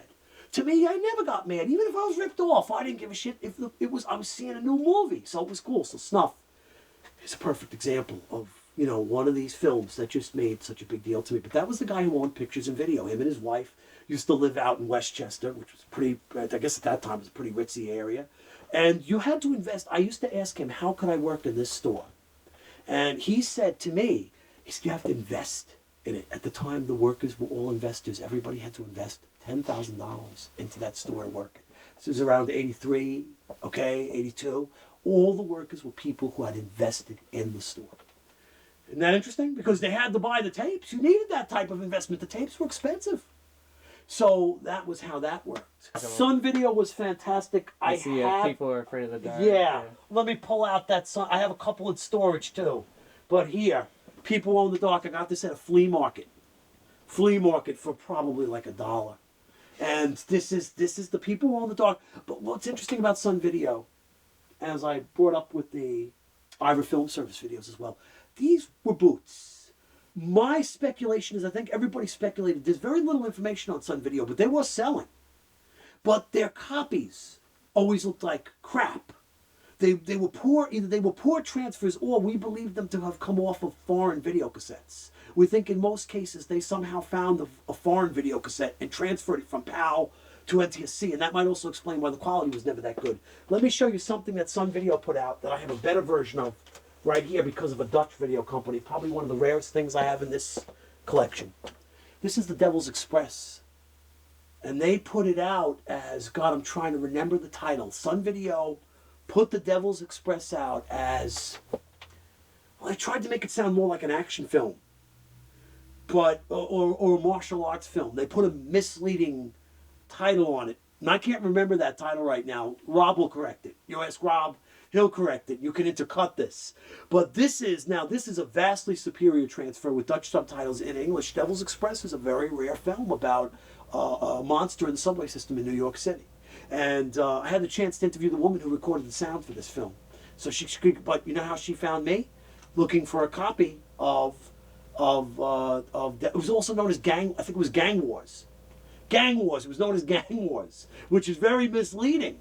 And she was looking for it, and she found it on the website, and she got in touch with me and said, is this, because there's another film called Gang Wars as well.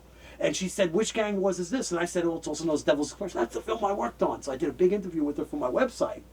And she told me the story behind it. But Sun Video put this out as Gang Wars and led you to believe it was more like a martial arts action thing, kind of foregoing the monster element. Okay? But the Dutch give it the monster care. Okay? So, you know. What were you going to say? Just maybe run down some of your favorite companies. Yeah, favorite companies. Oh, the favorite companies are going to be the obvious companies. I have to mention Wizard. Wizard blew your mind because they had the balls to put out boxes this big. So you walked in, you couldn't miss this. You'd have to be blind to miss something like this. Let's pull out this Erotic Kill. You'd have to be blind to miss this.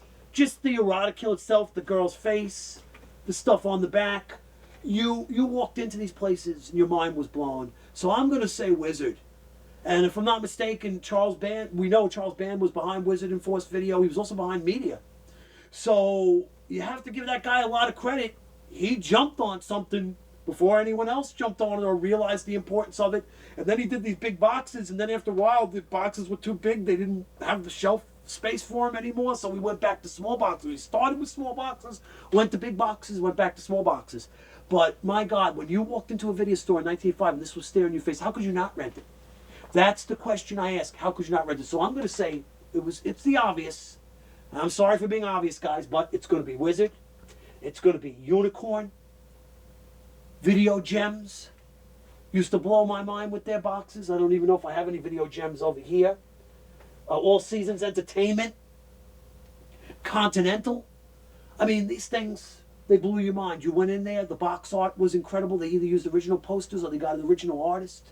Sometimes they get lazy and put a lame picture on there, but if you knew what you were looking for, you were hungry and you just grabbed it up. So those were my favorites. I'm going to put Wizard at the top. Wizard was an incredible experience for me. I mean, if you were there, you really understand it. Wizard was something else.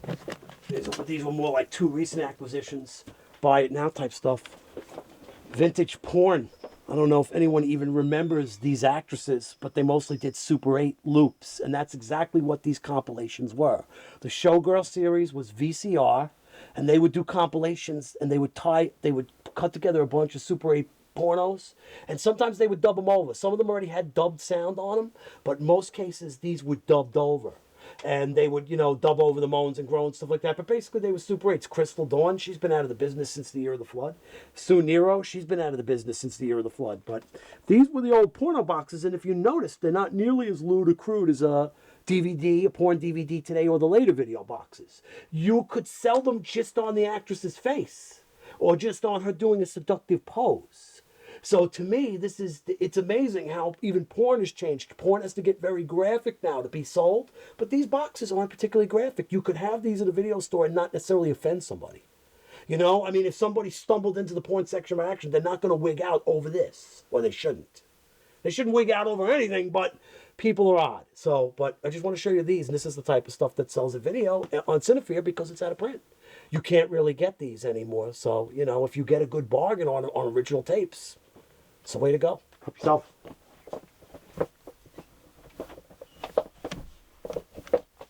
This worked out very well. Yeah, it was awesome, dude. Tons of great stories. Oh, I'm glad you liked it. Yeah, And you know what's going to piss me off when you guys go?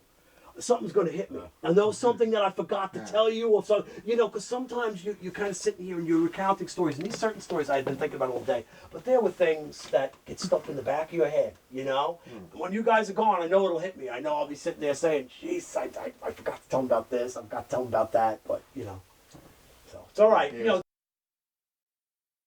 Well, right now, obviously, I just got done moving, so I don't have shelves, so they're very inconveniently stacked. But I mean, some of the tapes, which are my newer tapes, are right here. It's the Uneasy Archive tapes, some of the Wild Eye, and then the Abortion Bin tapes. So I'm a very big Abortion fan. Some of my Regals, Nightmare Circus, awesome. Those are all sweet. All the way down the Devil Master. Torture Chamber of Dr. Sadism. Movie's really boring, but it's charming, I guess. The Amazing Mr. No Legs, a Swedish tape of it. Best movie ever. Goes down, there's some Spanish stuff down here. A really weird bootleg of Island of Death, Undertale album versions. Some Magnum guys, some Video Gems. Another Hollywood home theater from the people who released Black Double Doll from Hell, so that's exciting. And I am a super nerd for this movie because it's the best thing ever. A signed copy of Wet Wilderness, the very odd Fred Williamson movie about a giant magical diamond. We used to call that Wet Wilderness. Oh, I did? Yeah, so re-say it. Oh, I say? Did I? Yeah. Yeah, you did. Alright, White Fire, one of the best Fred Williamson films ever, about a magical diamond that burns people. There's a chainsaw fight. And something I'm very proud of, it's not really important at all, but my violent shit collection. So you should put it this way and start from the beginning. This was the very first violent shit tape. Then followed by this one. This one was released in both NTSC and PAL. This is the PAL version. And this was, I believe this is from the Netherlands, is the Trendy Video. It's pretty much the same cover as the rest of them, but it says Trendy Video. And on the inside, there is a little advertisement, which I think is kind of cool. And the tapes don't have labels, they have actually etched in, which I think is kind of neat. Then next I had the Real Gore version of Violent Shit 2, which is, so that's 3 copies of the first one, which is really unnecessary to own. A copy of Violent Shit 2. This is the PAL version. It's in a weird clamshell case, very similar to this one. Full color label. What's cool, because the behind the tape is in there, is red, and that's neat. And same artwork. And this one is the US Real Gore I got from my local video store. It's in a big white clamshell.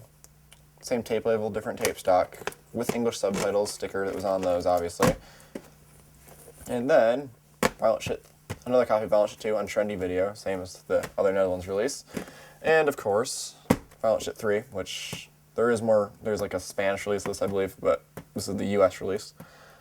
And over here, because it's harder to get some of my slipcases and stuff, because I don't really want to damage them.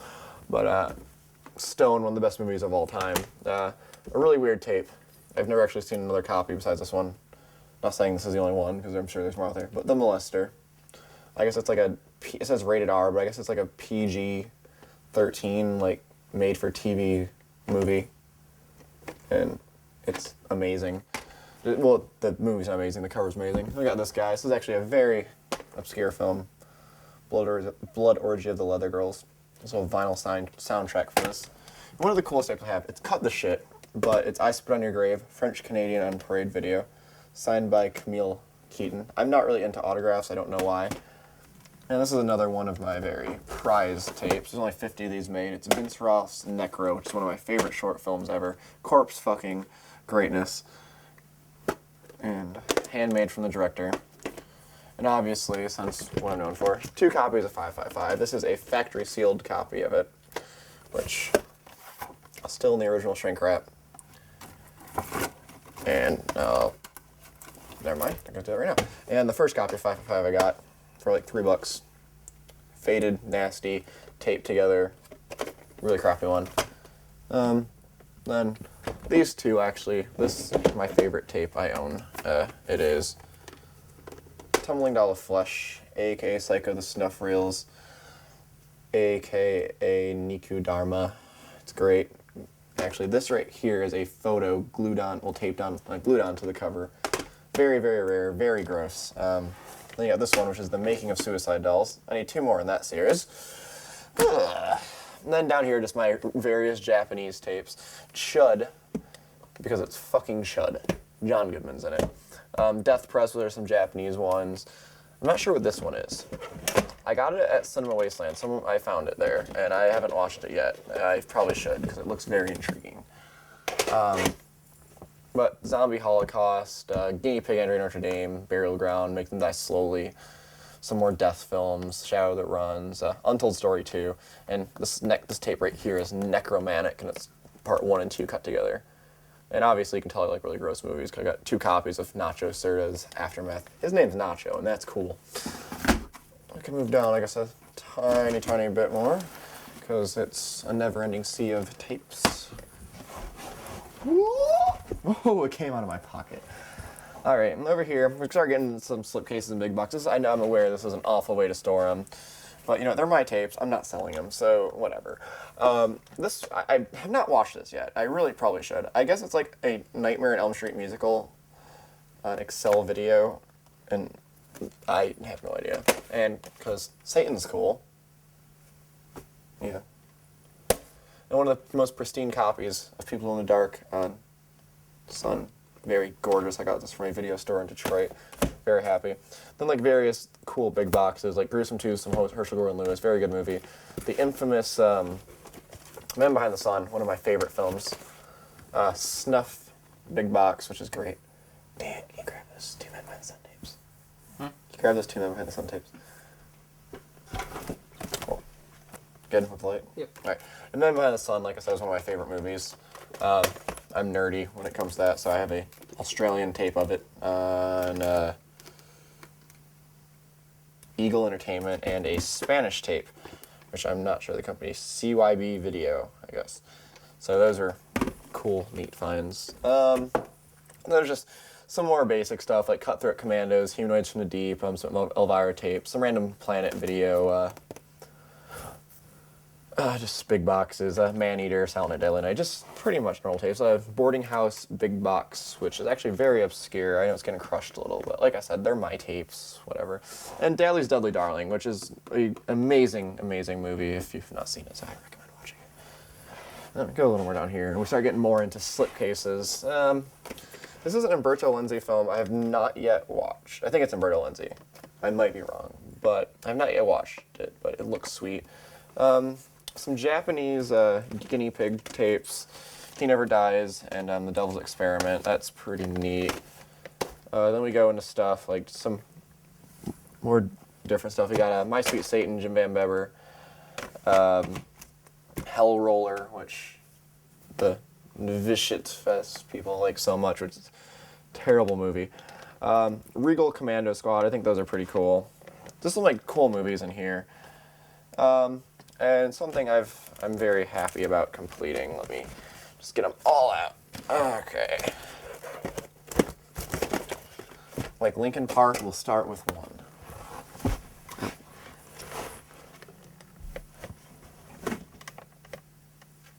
Sorry. All right.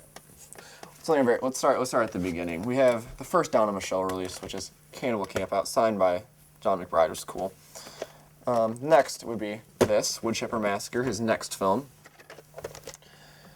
This one right here would be the third one, which is Abomination, signed by Matt Devlin. On the back. I believe this was the fourth right here. Yep, fourth. Which was the hardest one for me to find, actually, was Monsters and Maniacs. And then there's this guy, which I believe is 5. They stopped doing catalog numbers for this one for some reason. This one doesn't have a catalog number, but it would be 5 if you look at the rest of them. Attack of the Killer Refrigerator, which is actually not the movie on the tape. It's a short film. Hook of Woodland Heights is the full length, which is an awesome, actually. It's actually a pretty good shot of video film. And then there's this guy, which is Splatter Farm, which I guess is one of the harder ones to find. I was lucky enough to find it at a video store by me. And it has the best tagline ever. Yeah, McDonald had a farm. Yeah, ouch. And the worst movie ever, Rock and Roll Mobster Girls, but the cover rules. So, and Donna Michelle is pretty sweet, so I like the entire catalog from them. And actually, to prove something to people, not found locally, found locally, found locally, not found locally, found locally. So, go out and look for stuff. You can find good stuff. There's just more Sun Video stuff in here. There's this really obscure copy of Pets on BRB Video, which is kind of obscure. A Spanish, I believe this is Horror of the Zombies. Some random death film that I bought when I was younger. The Pets Beta, which is the same version. A slipcase of Lunch Meat, actually, because I have a lot of copies of Lunch Meat. I don't know why, I just do. There's something down here, like The Exterminator, which is an awesome movie. Necropolis, which is just absolutely amazing. Because a girl has like 6 boobs and she breastfeeds zombies, and it's great. We got some more, like I said, Sun Videos. Satanic Attraction, like I said, Satan's cool. They're bad movies. I can't get into that or the other what's the Rituals of Death. There's this one, Executioner Part 2. Great movie. Awesome. Blah, blah, blah. Keep going. Almost done. Then we got this right here, which is, like I said, one of the least, I don't like shot on video. This movie's actually pretty good. It's very House on Edge Park, Venus Flytrap, Bloodsucker in Mars Space Beta. This is just random, more tapes. This one has always had a special place in my heart because it is so flippin' racist. When you're a slave, you have one weapon, Black Rage. It's a very angry black man with a mustache and overalls. And the back is even better. So, and the movie is really ridiculous. It's 2 slave brothers, one's albino, and they're running from a slave trade, and the term albino nigger is used in the movie. And it's ridiculous, and it's freaking hilarious. It's like one of my favorite blaxploitation films. Over here, this is mostly like, this is actually a very weird copy. The bottom of this is actually a sticker, the VCX sticker. I want to peel it off and see what's behind it, but I'm scared to. Got this at like a thrift store for, I think, for $0.25. Well, there's like cool stuff like Spy Kill on Let Us Entertain You. Gore horror, which people like. I hate the movie, but some weird Hollywood home theater one I found in Detroit. Some Anthropophagus tapes, because I really like Anthropophagus. And here are just Betamax. Like Zombie. This is Mutilator. Nothing really like crazy. We're gonna show those betas too. Those betas are sweet. And we get some down here. We're gonna go to like the Spookies, Burial Ground. Like I said, nothing really like crazy, but just movies I love. And this movie right here, I have yet to watch it, but the best cover ever. Yeah. Awesome. Alright, let me start going down here. Ooh. Saw that ass. And we got some, I'm sure I can get more into the big box stuff and the, I guess the rarer titles. Dream Maniacs, Tapeworm, I think I already showed that. Some weird porn in here mixed near, like The Exterminator 2, which is a must-have for any collection. If you don't have The Exterminator 2, go buy it. I'm not even going to try to get this out now, because this is hard and it'll take a minute. This is Miraculous Flower right here, which is the second part to this movie, which is just absolutely amazing, which is Wolf Devil Woman. Tape is incredibly hard to find. If you can find it, cuddle with it at night. This big box is very beat. I bought it like this. It never had a tray.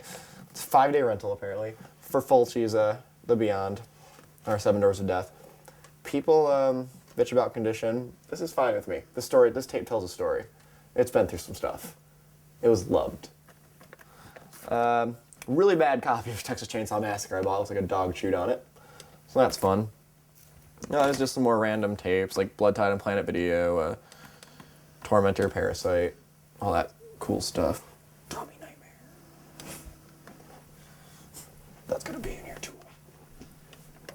Some more clamshells, like Nightmare, Damaged Brain and Planet Video. It's a very sought after tape. It's actually, I believe, I'm almost 100% positive this is completely uncut, and the print on the tape is beautiful. And some more stuff. Got Dr. Gore, Shoe Wolves on Wheels. These two copies, different copies of Lunch Meat. One is the Argentinian release with alternative cover art.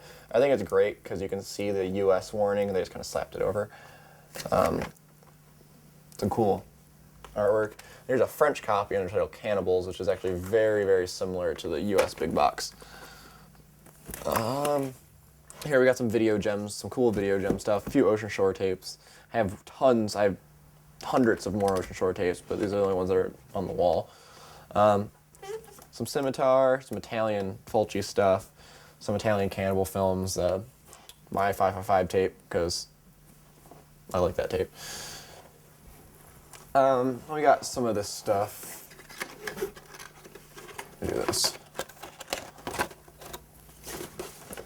Then we got some stuff over here, some clamshells. This is some basic stuff like Criminally Insane, Nick Millard's Abomination. Bigfoot, which is actually a pretty cool movie. Some cool Midnight Video stuff. I don't really collect a lot of unicorns because I just really don't find them that much. And when I do, they're really expensive. So I have a few cool unicorns. I'm going to attempt to get this out because this tape is just that cool. There we go. All right, well, this is a French-Canadian version of Anthropophagus on Video MPA. I think one sold on eBay for like 180 bucks or something, 160, 80. I got this for $2 on eBay. This is my second copy of it. I had a cut box of it, but I traded it to a fellow collector. Let me go over here. This isn't a VHS, this is a DVD. A lot of people give me flack about that, but this is my big box of 555, which is actually the only VHS big box re-release that is true to a big box. It is one sheet of paper, correctly sized up, same size. This box got a little crushed when I was moving. I should probably, if I ordered a few extra big boxes, I'd probably redo this one, but whatever. That's number 1 out of 100. Some crushed boxes. Like this, sometimes you find tapes without trays in them, and they get kind of fucked up. Whatever. But the cool stuff, Camp Video, Magnum, one of my favorite movies, Mardi Gras Massacre on VCI. That's awesome. And one of the coolest movies of all time, The Executioner, aka Massacre Mafia style. I strongly recommend every person slit your wrist while watching it. Doesn't mean you're a hero. Okay. Here's some more, that's good stuff. We're going to slow to the stuff I have more display. This right here is actually the first big box I ever bought. So make them nice slowly. Thriller. And these are just some like weird things. This is the weird copy of Black Devil Doll from Hell I got from the video store. And appropriately sitting next to it, Black Bikers from Hell. And a movie I never watched, but it's a great title, Satan's Harvest. I probably should watch that sometime in my life. Then we got some cool stuff from Continental, like Suicide Cult and Return of the Aliens, Deadly Spawn, and of course Nightmare, because that movie's sweet.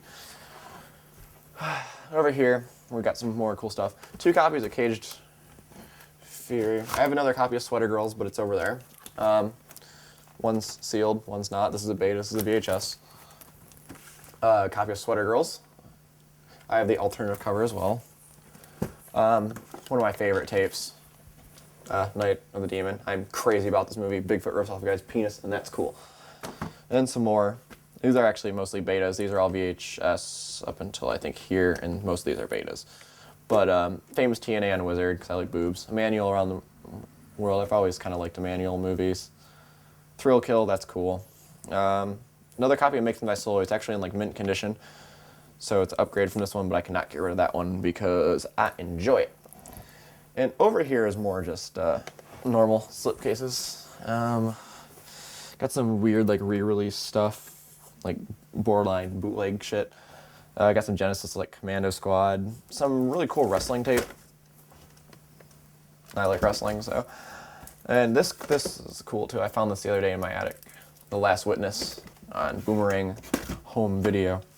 And this was actually the first copy of I Spit on Your Grave I ever had from uncutvideoshop.com. I Spit on Your Grave Uncut. There's some like stuff on Continental, like Born American. I've never. Most of these are sealed, and I have yet to watch them. For some reason, I have another copy of Executioner Part 2. I'm not sure why, but I do. And some more stuff, and it kind of like dwindles down over here. Some cool, just like Japanese Faces of Death and some more death films. We got some more Let Us Entertain You tapes, some Meteor, some Jetline tapes, Gallery of Horror, some Charter Entertainment, Gray Matter. Yeah, that's pretty much it. And go.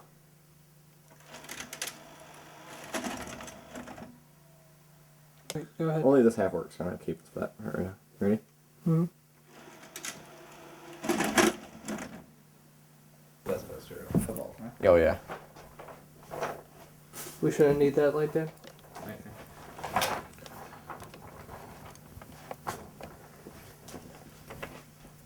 Alright, you can go ahead and start talking about whatever you want. This is one of my prized possessions. Even though I said I'm not a huge Wizard fan, this poster is just the bomb. It is a really rare promo poster of a really decrepit-looking zombie holding some of the cooler titles Wizard distributed, such as I Spit on Your Grave and Zombie and Return of Zombies, and that's really about it. Well, Parasite I think's in there, and that's a pretty cool movie.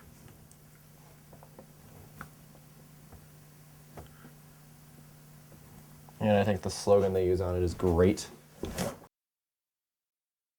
Really blows my mind about Tales from the Quad Dead Zone and getting it at Baylor Video in Staten Island is that Harvey had tons of boxes of stock that he had taken off the shelves over the years because they were open for 20 some odd years, I don't know, and for some reason this never came off the shelf, that blows my mind that this was on the shelf for 20 some odd years, that this made the cut.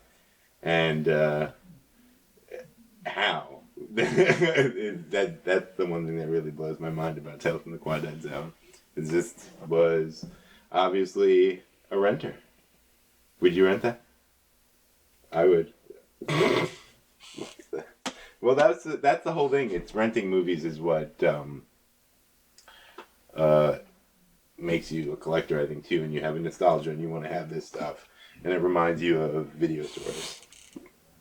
I mean, working in a video store myself, that's why I love to be surrounded by this stuff. That was the greatest time of my life. I had some of the craziest, most outrageous times in my life working in a video store. But let's talk about Nightmare, which is on Planet Video, right? That's correct.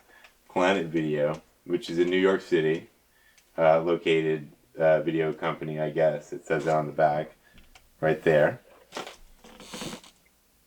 But this is probably one of those really sought after tapes too. And I got this the same day I got Tales from the Quad Dead Zone, believe it or not. Earlier. No, that's not true. I got this the first time I went to Video Extras. There you go, put it on the thing. Video Extras in New Jersey. Go there, see what's left. It's not this, I'll tell you that much. First time I went to Video Extras, I got this for $1. Nightmare, that's a very sought after horror movie. It's, because it wasn't on DVD, it was really hard to get for a long time, I guess. That's why people really wanted it. And it's okay, I don't love the movie, but it's not a bad movie. And there's also there's a porno store scene, in the movie. And I'm pretty sure it's the same video store that I still go to today to buy VHS tapes that they have in the basement. It was just crazy. And that all has to do with the laws in New York where video stores had to have 60/40, porno, not porno, and that's also why my video store tried to keep front of having a normal video store in the front and mostly porno, which generated the money in the back.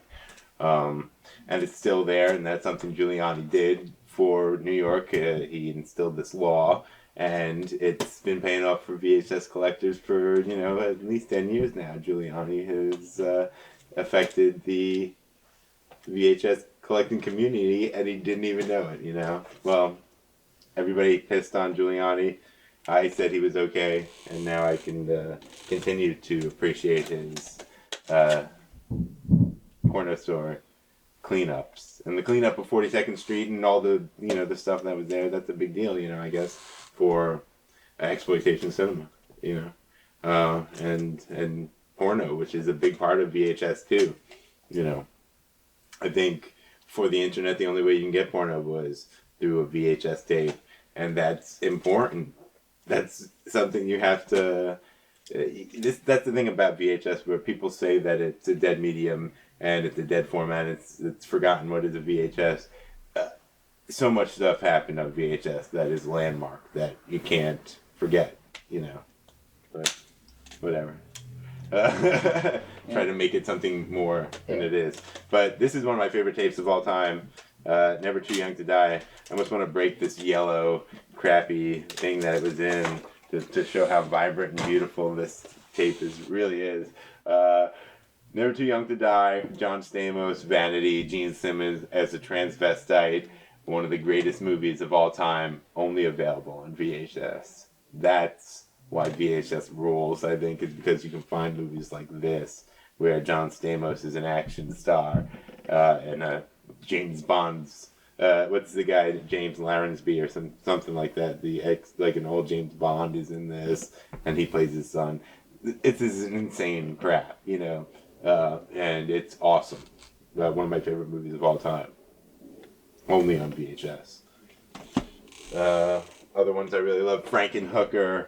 That has this. It's signed by Frank Henenlotter. When I met him at a screening, I ran up to him with the tape and had a marker in my pocket. I love Frankenhooker. These, this was not available on DVD for a very long time. But they came out finally. Kiss Meets the Phantom of the Park, signed by Ace Frehley. Total weirdo. And that's all I could say. I love Kiss. And then this is also one of my favorite tapes of all time. It's one of my most wanted tapes, and I finally got it. It was probably not other people's holy grails, but Weird Al Yankovic, The Complete Al. It's a pseudo-documentary, only available on VHS and Laserdisc. One of my favorite movies of all time. I love it. This is something that there's stuff like that people don't know about or don't care about. Everybody cares about, stuff like this. Gourmet Zombie Chef from Hell on Camp Video, big box. This is what people want, and I can understand that and relate to that, but I like other stuff too. There's so much crazy stuff out there. If I really want to get nutty, I could pull out stuff like, the O.J. Simpson workout. That's weird stuff. Or,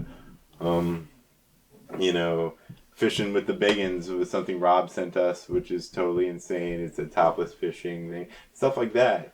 That because VHS was so popular, the market was flooded and crazy stuff came out, and it just anybody made a tape, and that was awesome. You talk about the fact that people are hung up on big boxes and clamshells and stuff like that.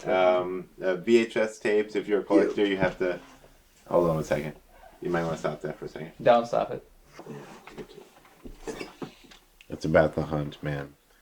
It's about finding tapes out there in the wild.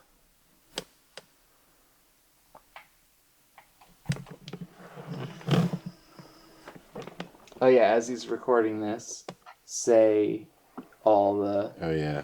Just be like, well, they're like different, like what the different case types are, and then just go through them. Wow. You should do it first, and set the format for it.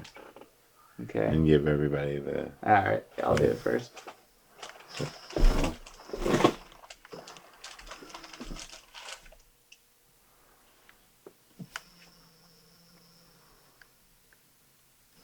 these shelves over here too.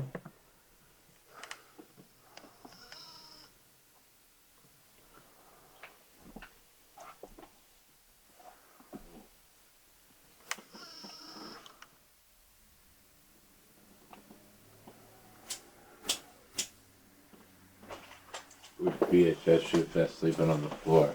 Hmm? That's the best.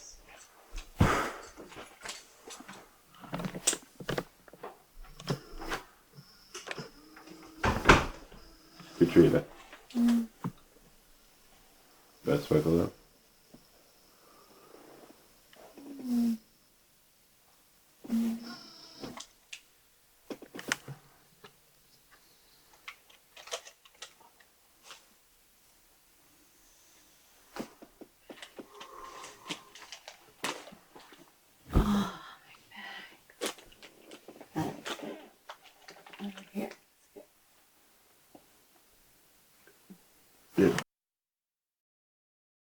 Yeah, all right. So, well, here's the den of impurity, as I call it, and here is the viewing room.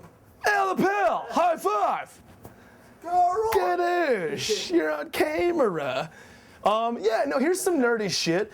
You know, there's a lot of touching up I gotta do in this room, but you know, it's what it is. My favorite New York Ripper poster. I mean, goddamn, like, as much shit. I love Alligator.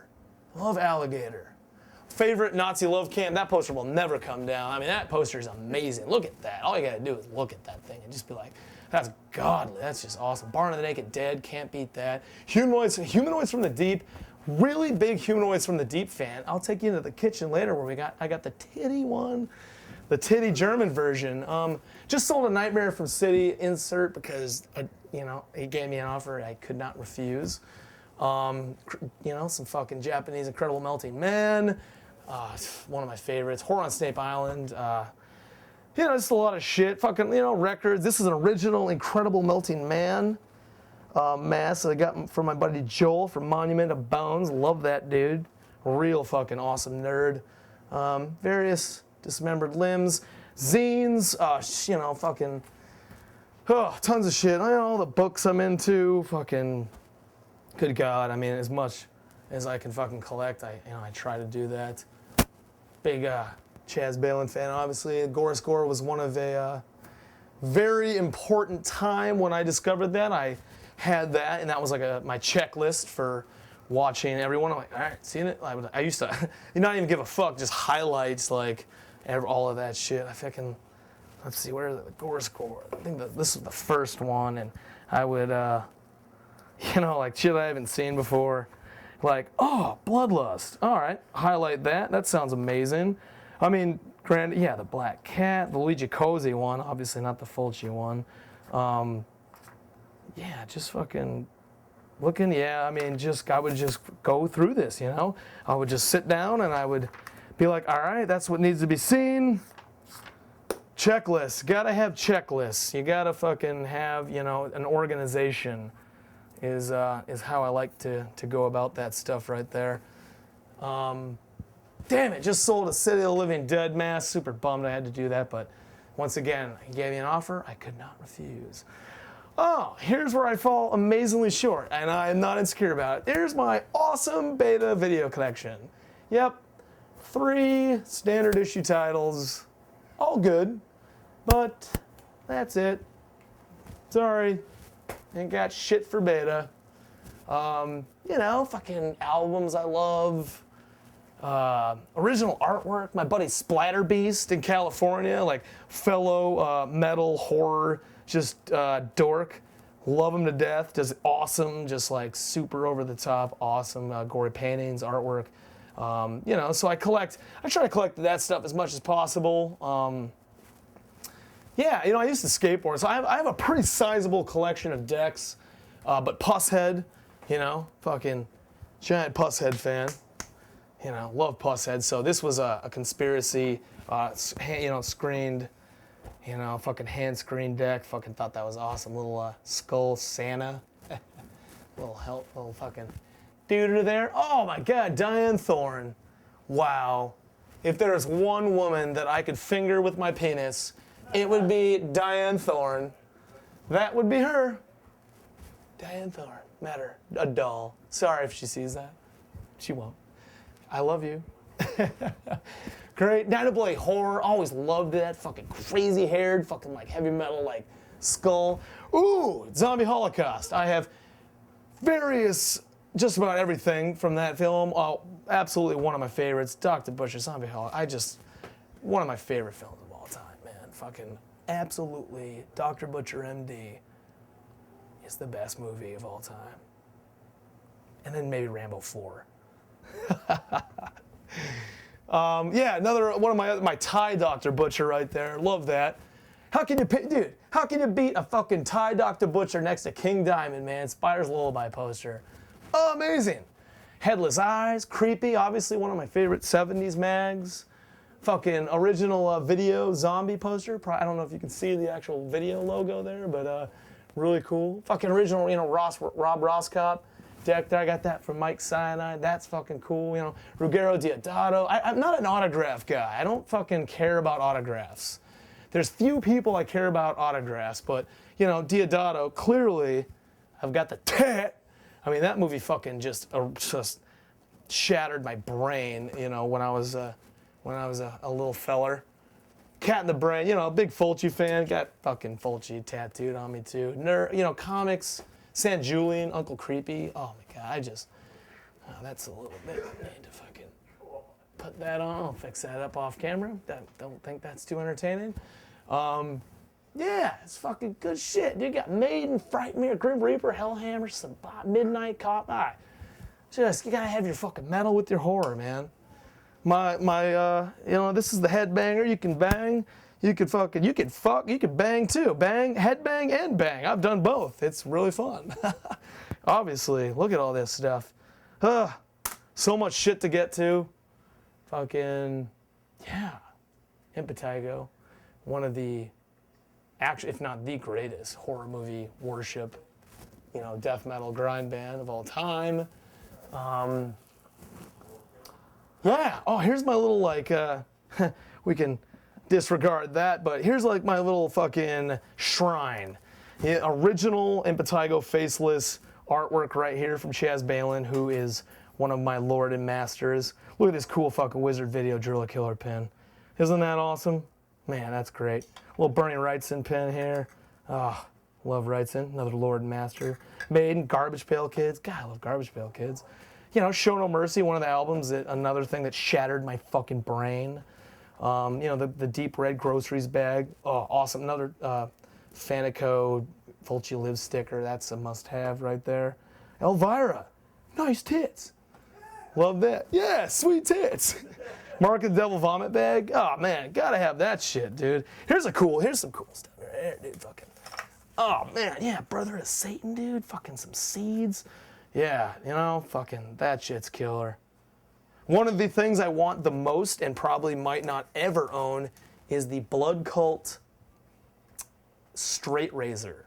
They fucking handed out to everyone that walked into like the theater or the drive-in a fucking straight razor. My buddy John Kitley has it. John Kitley, he's the man. Yeah, with the logo, Blood Cult logo on it is a fucking straight razor. It's crazy. Like, who the fuck thought that was a good idea? I mean, it is a good idea, but oh, this is goofy too. I love this. What the fuck is this? Like Ghoulies bag hand puppet? I don't know what the point of this is. You're just supposed to be like, sick. I mean, it's awesome, but I don't know what it's supposed to do. You get beat off with it or something? Oh, this is cool. When the Street Trash crew, fucking Ken Kish, got them all out for Cinema Wasteland. Forget what year that was. But, oh, there it is. Yeah, 2006 right there. They were handing these out. Fucking Tenafly Viper. I will never drink this, though I want to. Though it's probably already just water, but I would still like to drink it. 20 years later. Very cool. Oh, and the Nuts of Christ. Nunslaughter, the greatest band of all time. Original demo, cool stuff. Just fucking this is the worship, This is the life right here, man. So, look at me. Look at me when I fucking talk to you. Cool little face hugger, little fella, cute little fucker.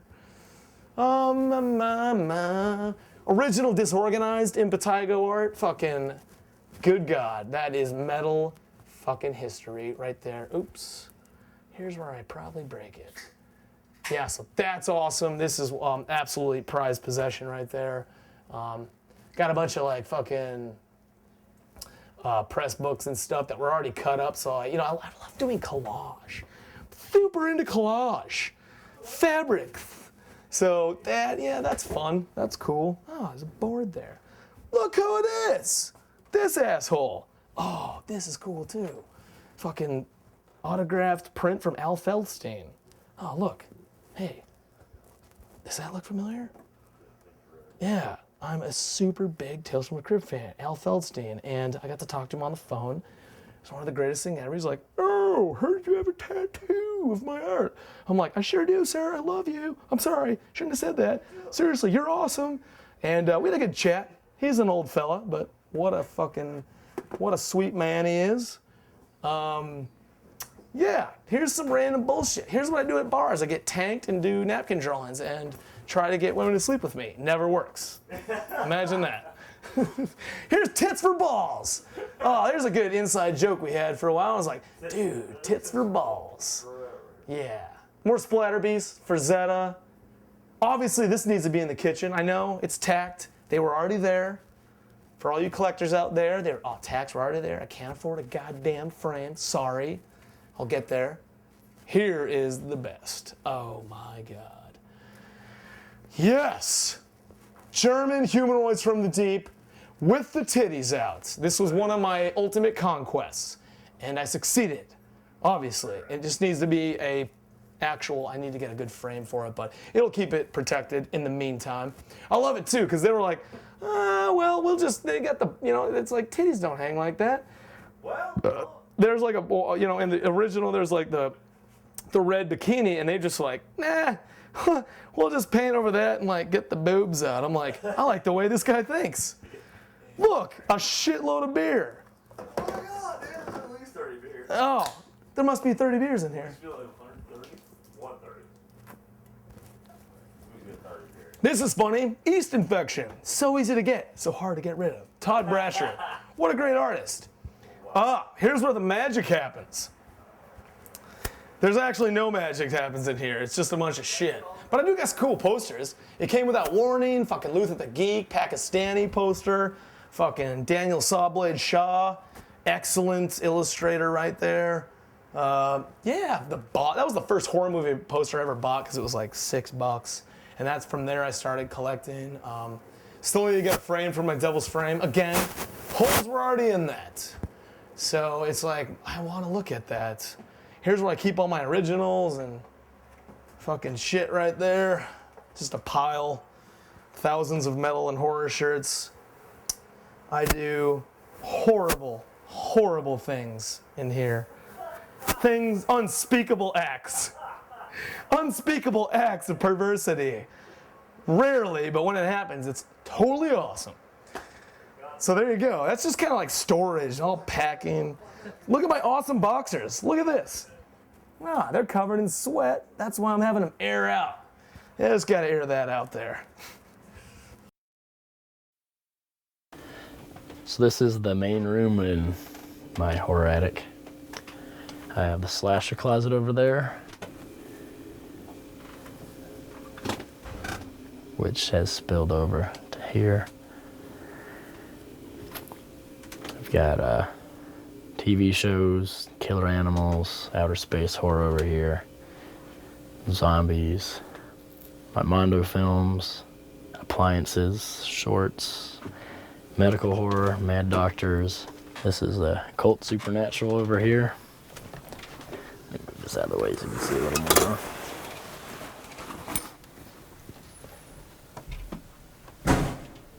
So some of the subsections are occult supernatural movies that take place in prison. So those are Scars Behind Bars. Over here, I'm just gonna turn this on so you can actually see.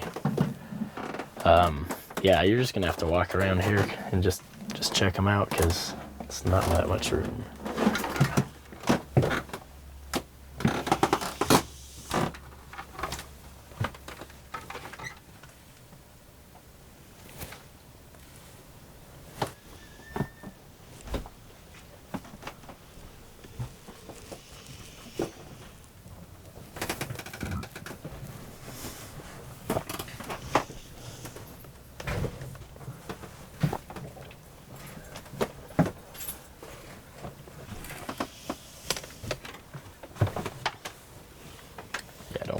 Don't forget the inverted cross VHS.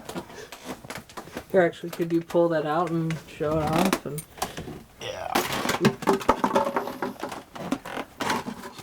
So, yeah. Pretty proud of this baby.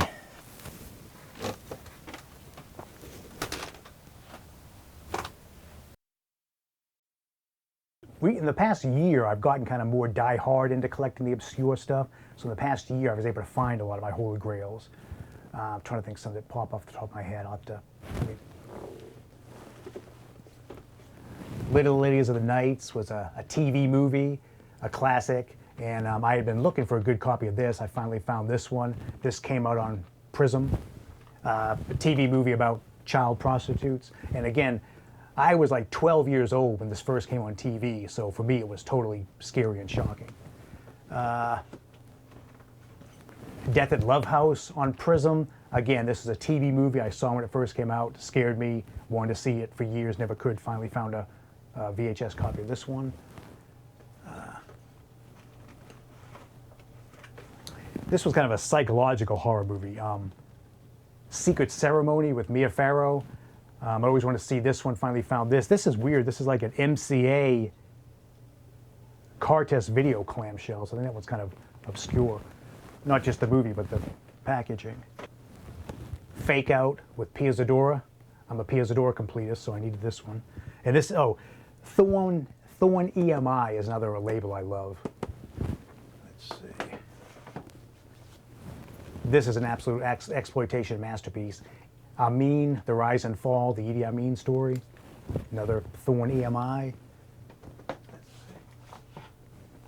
And this is an example. This one is on DVD. I never watched the tape, but this is the Cheerleaders on Harmony. They're a classic collector's box, really durable.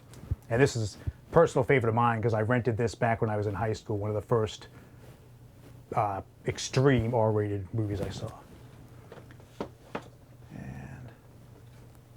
Yeah, this is my Nocturner cut box. I need a uncut this.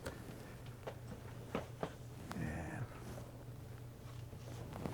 Jennifer, kind of like a Carrie ripoff. This is on Vestron. This one has never been on DVD.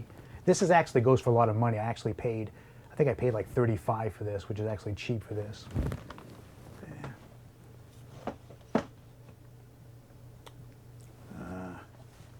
The Fifth Floor. This is on media. This is never on DVD. This is a kind of like a female exploitation version of One Flew Over the Cuckoo's Nest.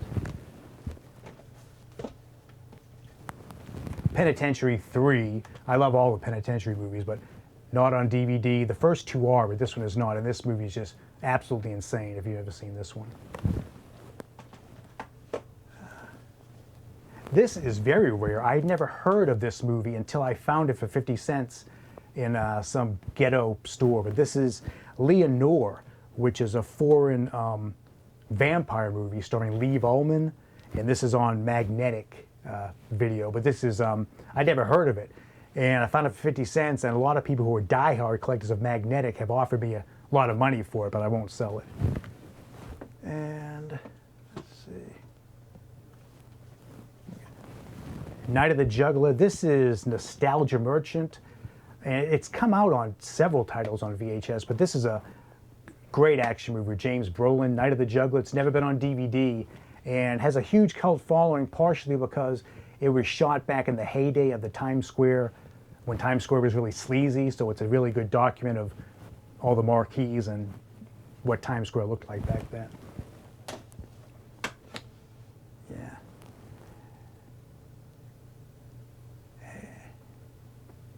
And then just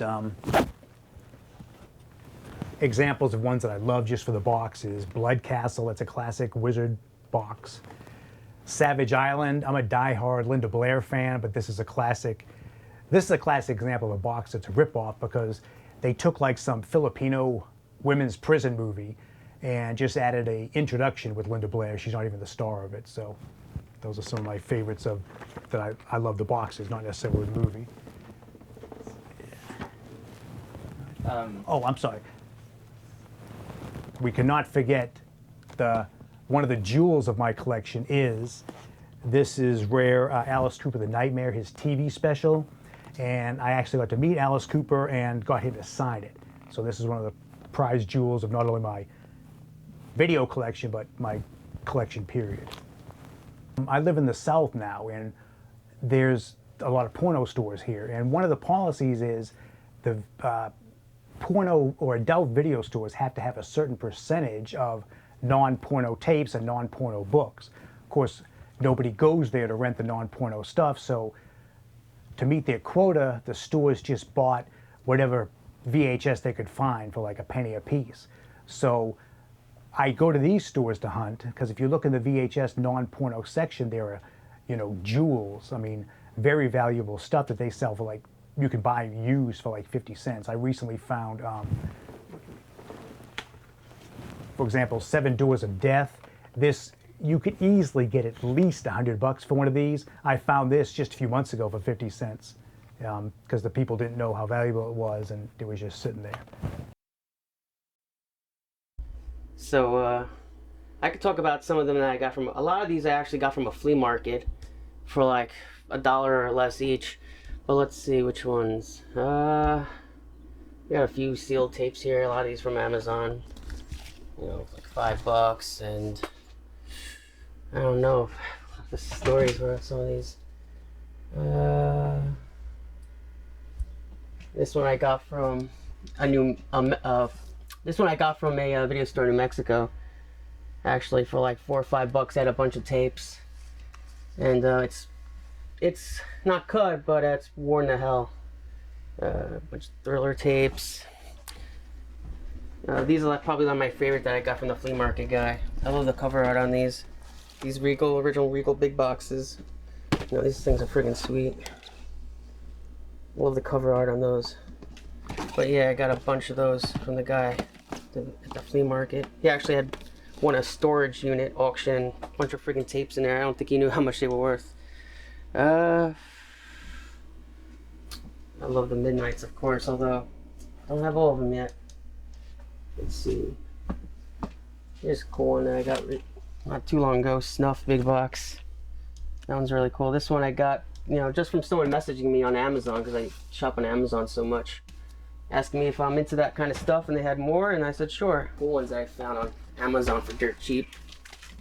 Got this one for $8 on Amazon. Got this one for $8 on Amazon.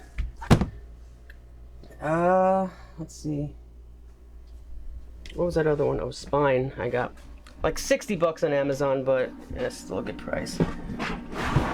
It's so hard to get this one. So, Spine. Love this one. This was another one I've been looking for forever. It was always on top of my list. Another reason why I haven't bought anything in a while is I got most of the stuff I've been looking for. But of course, this one's my favorite. Mama's Home. Been looking for this one for like 4 or 5 years. And only popped up on eBay that one time at the time, and I bid on it and I lost. Then it happened to be that my girlfriend won it, so we ended up bidding against each other the whole time. It actually went up $60 because we were bidding against each other, but I finally got it after 4 or 5 years of looking for it. So it's also special because my girlfriend got it for me. So yeah, let's see. Here's another cool one. I was in a video store in Upper Manhattan. A lot of the video stores in the city are all cleaned out. A lot of the horror stuff was all gone, big boxes. They had some cool stuff there. But among the classics section, I found a Bell from Hell, Unicorn Video, Spanish one, which was really made my day that day. I didn't expect to find anything that cool. Let's see. Of course, everyone knows the cover art on this one. I really love the cover art on the Gore Girls. Let's see. Here we got Tormentor Sealed, which is really cool. Got that on Amazon back in the day when there was a bunch of those on there, and there's Boogeyman Sealed. Here's Headless Eyes. For some reason, I always come across this movie. I always end up with 4 or 5 of these. I don't have any more anymore, but yeah.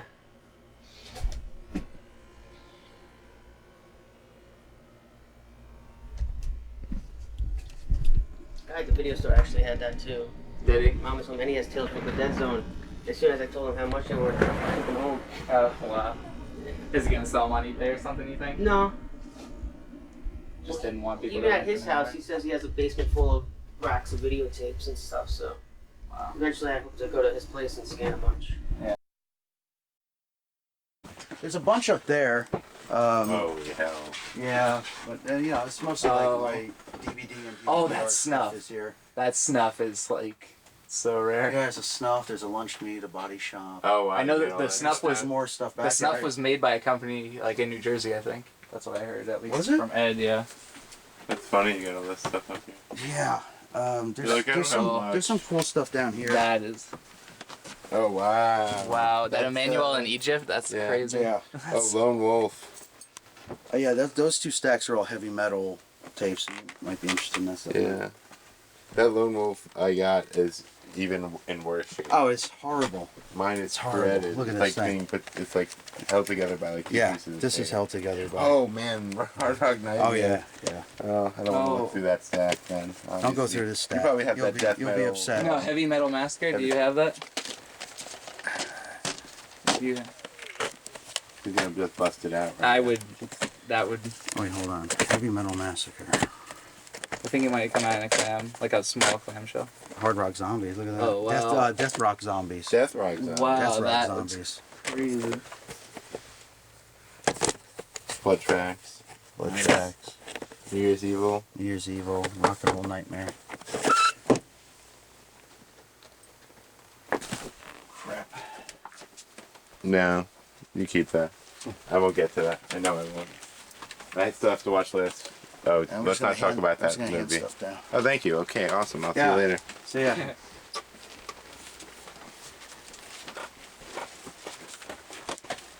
Tim, get those. Oh my god. That's right. These are great, dude. I mean, this body shop's a little dated. It's probably not worth anything. Yeah. Oh, yeah, I guess you could take it then. Oh, it's on the MOV, like the Canadian Paragon. That's cool. Oh yeah, I didn't even know. Yeah. It's really weird. Oh my god. Monty Video. Oh wow. Most Canadian. You know, one day you're gonna go to put on one. Oh, here it is. That's sick. What is it? That, Yeah, that one I was telling you about. Yeah. There's Lunch meat. There's a cool Abdullah the Butcher. What is that? box in there. Yeah. What is? Oh, It's a the wrestling. But just check it out. It's really. I'll pull it out. One second. That's the best condition lunch meat I've ever seen. Yeah, that's easily the best. That's great. Oh, Slayer and Scalps. You didn't get that at Bayware, did you? No. Oh, thank God. Had that for years. Okay. Scaring me.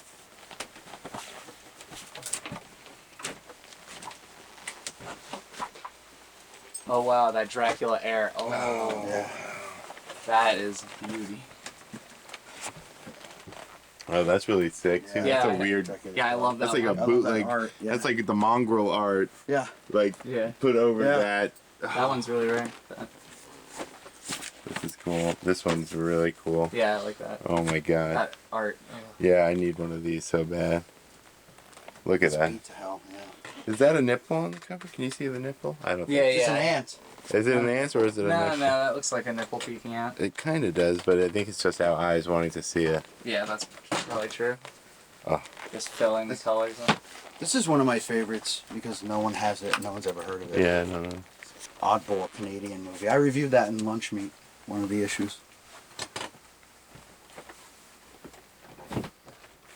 It's like a. Oh wow. Yeah. Oh, they do that? Yeah. That's crazy. These covers are great too. These. Yeah. Got Blood Orgy of the She Devils. That's Yeah. an amazing title. Yeah, I need that box so bad. Someone was looking for this, right? I don't think I saw anyone this on was somebody's looking for want list. Yeah, somebody on your website, I think, had this. No? Maybe. Probably. maybe. I mean, yeah. I mean, anyone that doesn't have it wants it, probably. Who would? But once they get it, they realize they don't want it. Yeah. Yeah. Or they find the slipcase first, like watch it, and then are like, Oh, yeah. I'm good on that. yeah. Did you see the Devil Worst. Master that's in there? Underneath Body Shop? Oh, That's Regal. Yeah. That's a good cover too, Yeah, I maybe, love dude. that cover. Because it's a clamp. No, I'm saying the Regal covers. Right there. And What let me was- look at that one. What was the company? New Horizons that re-released all the. Yes. Mhm. Yes. They definitely look like they don't Yeah, have the that's- rights to any of that. Yeah, stuff. that's Oh, yeah, definitely they bootlegs. were. Bootlegs. There's a bunch of those at That spot, yeah. At that spot. we Nightmare went to. Circus and Oh, the one in Oh, New I need a York. Nightmare Circus. Yeah. Revenge of the Zone. Check this out. This is like my favorite new tape here. This is not favorite.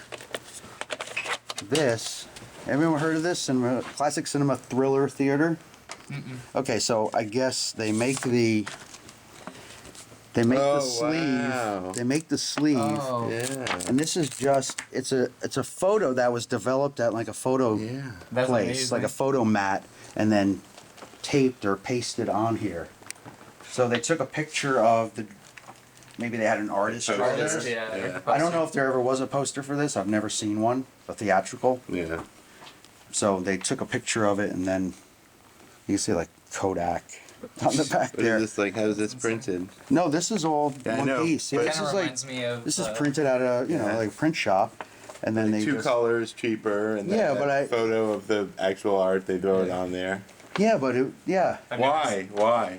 Yeah, You know what I mean? Small runs probably. Yeah. Kind of like Video Dimensions. Like some of those have like glued on pictures on top of their like stock. Like they'll just switch out like a little piece of paper like right there describing the movie.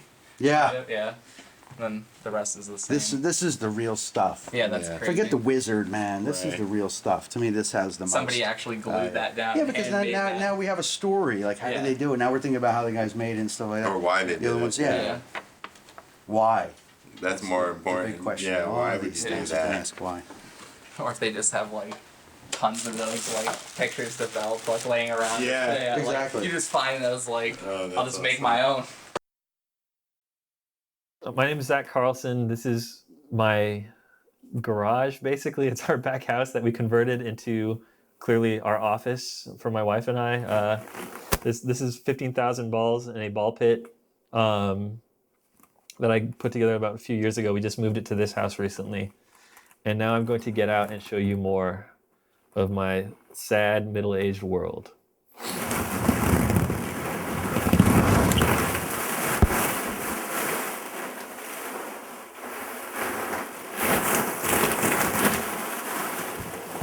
Oh yeah, let's not lose that.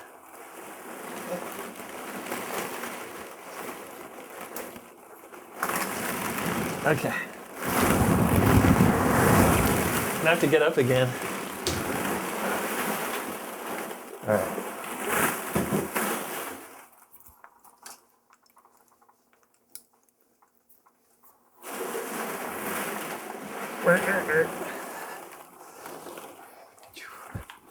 Oh yeah, I almost hit my head on it.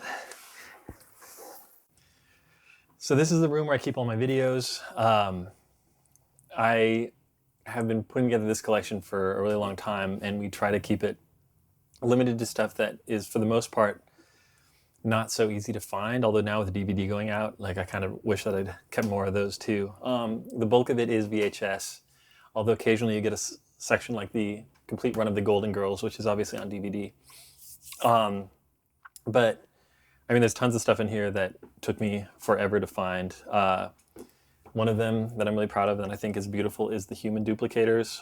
That was on Thriller Video. Like, this is a great example of a movie that's only ever come out on VHS and that I love. And also to go with that is my favorite of all of the Elvira re-releases, which is Alabama's Ghost, which is like a really surreal, almost Holy Mountain-esque kind of regional horror experience. From the American South. This is The Abomination, which everybody looked for way too long. And now I think the director finally officially put out on DVD. But I don't like that DVD. Mogul Video, it has some of the greatest covers. This is Don't Panic, which is a Mexican horror movie, kind of a knockoff of Nightmare on Elm Street. And it's just like this beautiful, like incredibly painted cover that just, you know, is way more outrageous than the way the movie looks. They also did this Don't Look in the Attic box, which is great. But basically all of the best titles in here all came from mom and pop shops that just were in their final moments and selling off their stock, which is always a bittersweet experience. It's never like a real conquest when you go into an independent video store that's selling off all their stuff because the world has lost another soldier. Once I kind of exhausted a lot of big box horror stuff, as lunch meat. I started getting into more sort of like oddball regional stuff, and I've started getting into titles like this Lost Faith movie by Joel Wynkoop, where it's really just like 40-year-old men like this punching each other and kicking each other's face. And I've kind of embarked on more kind of homemade action collecting. Killing of Satan is another great big box from Paragon. This is a rare occasion where this artwork, which is like completely triumphant, is actually equaled by the movie that's in here. Like there's no image on this box that isn't something that you see happen in this movie, which is not something that many of these movies can say. But around this side, it continues, and we have this one, Streets of Death, which is a Jeff Hathcock movie, which is really, really rare, and it took me forever to find. And this is a prime example of just like super gutter level shot on video exploitation / horror stuff. And I really wish that there were 1,000 more titles like this, but sadly there are not. I also like weird kids movies. For instance, Super Seal, starring Foster Brooks, who's the world's most famous drunk comedian. His whole style of comedy is based on him acting like he's drunk, and then he made kids movies acting drunk. So that's why there's so many alcoholics in our generation. And I mean, it's basically more of the same. I have a lot of great stuff. One thing I wanted to maybe mention is that there are a lot of American-made movies that were only ever released on VHS and in Japan in English with Japanese subtitles. So like, I mean, there's probably like a good couple hundred action or horror films that the only way you're going to get them ever is to buy a tape from Japan. And this is an example of a movie called Rock-a-Die Baby, which is like the most mentally challenged horror anthology ever made. Like basically the premise for all three stories is one will be called The Werewolf. And then there's 30 minutes of people trying to figure out who's killing people. At the end, they're like, oh, a werewolf did it. But it was already called that. So the story is revealed. And it's just that 3 times. It's not very good, but it is very unique. It also has the dumbest title, Rock-a-Die Baby. Like, give me a goddamn break. And I don't know, that's it.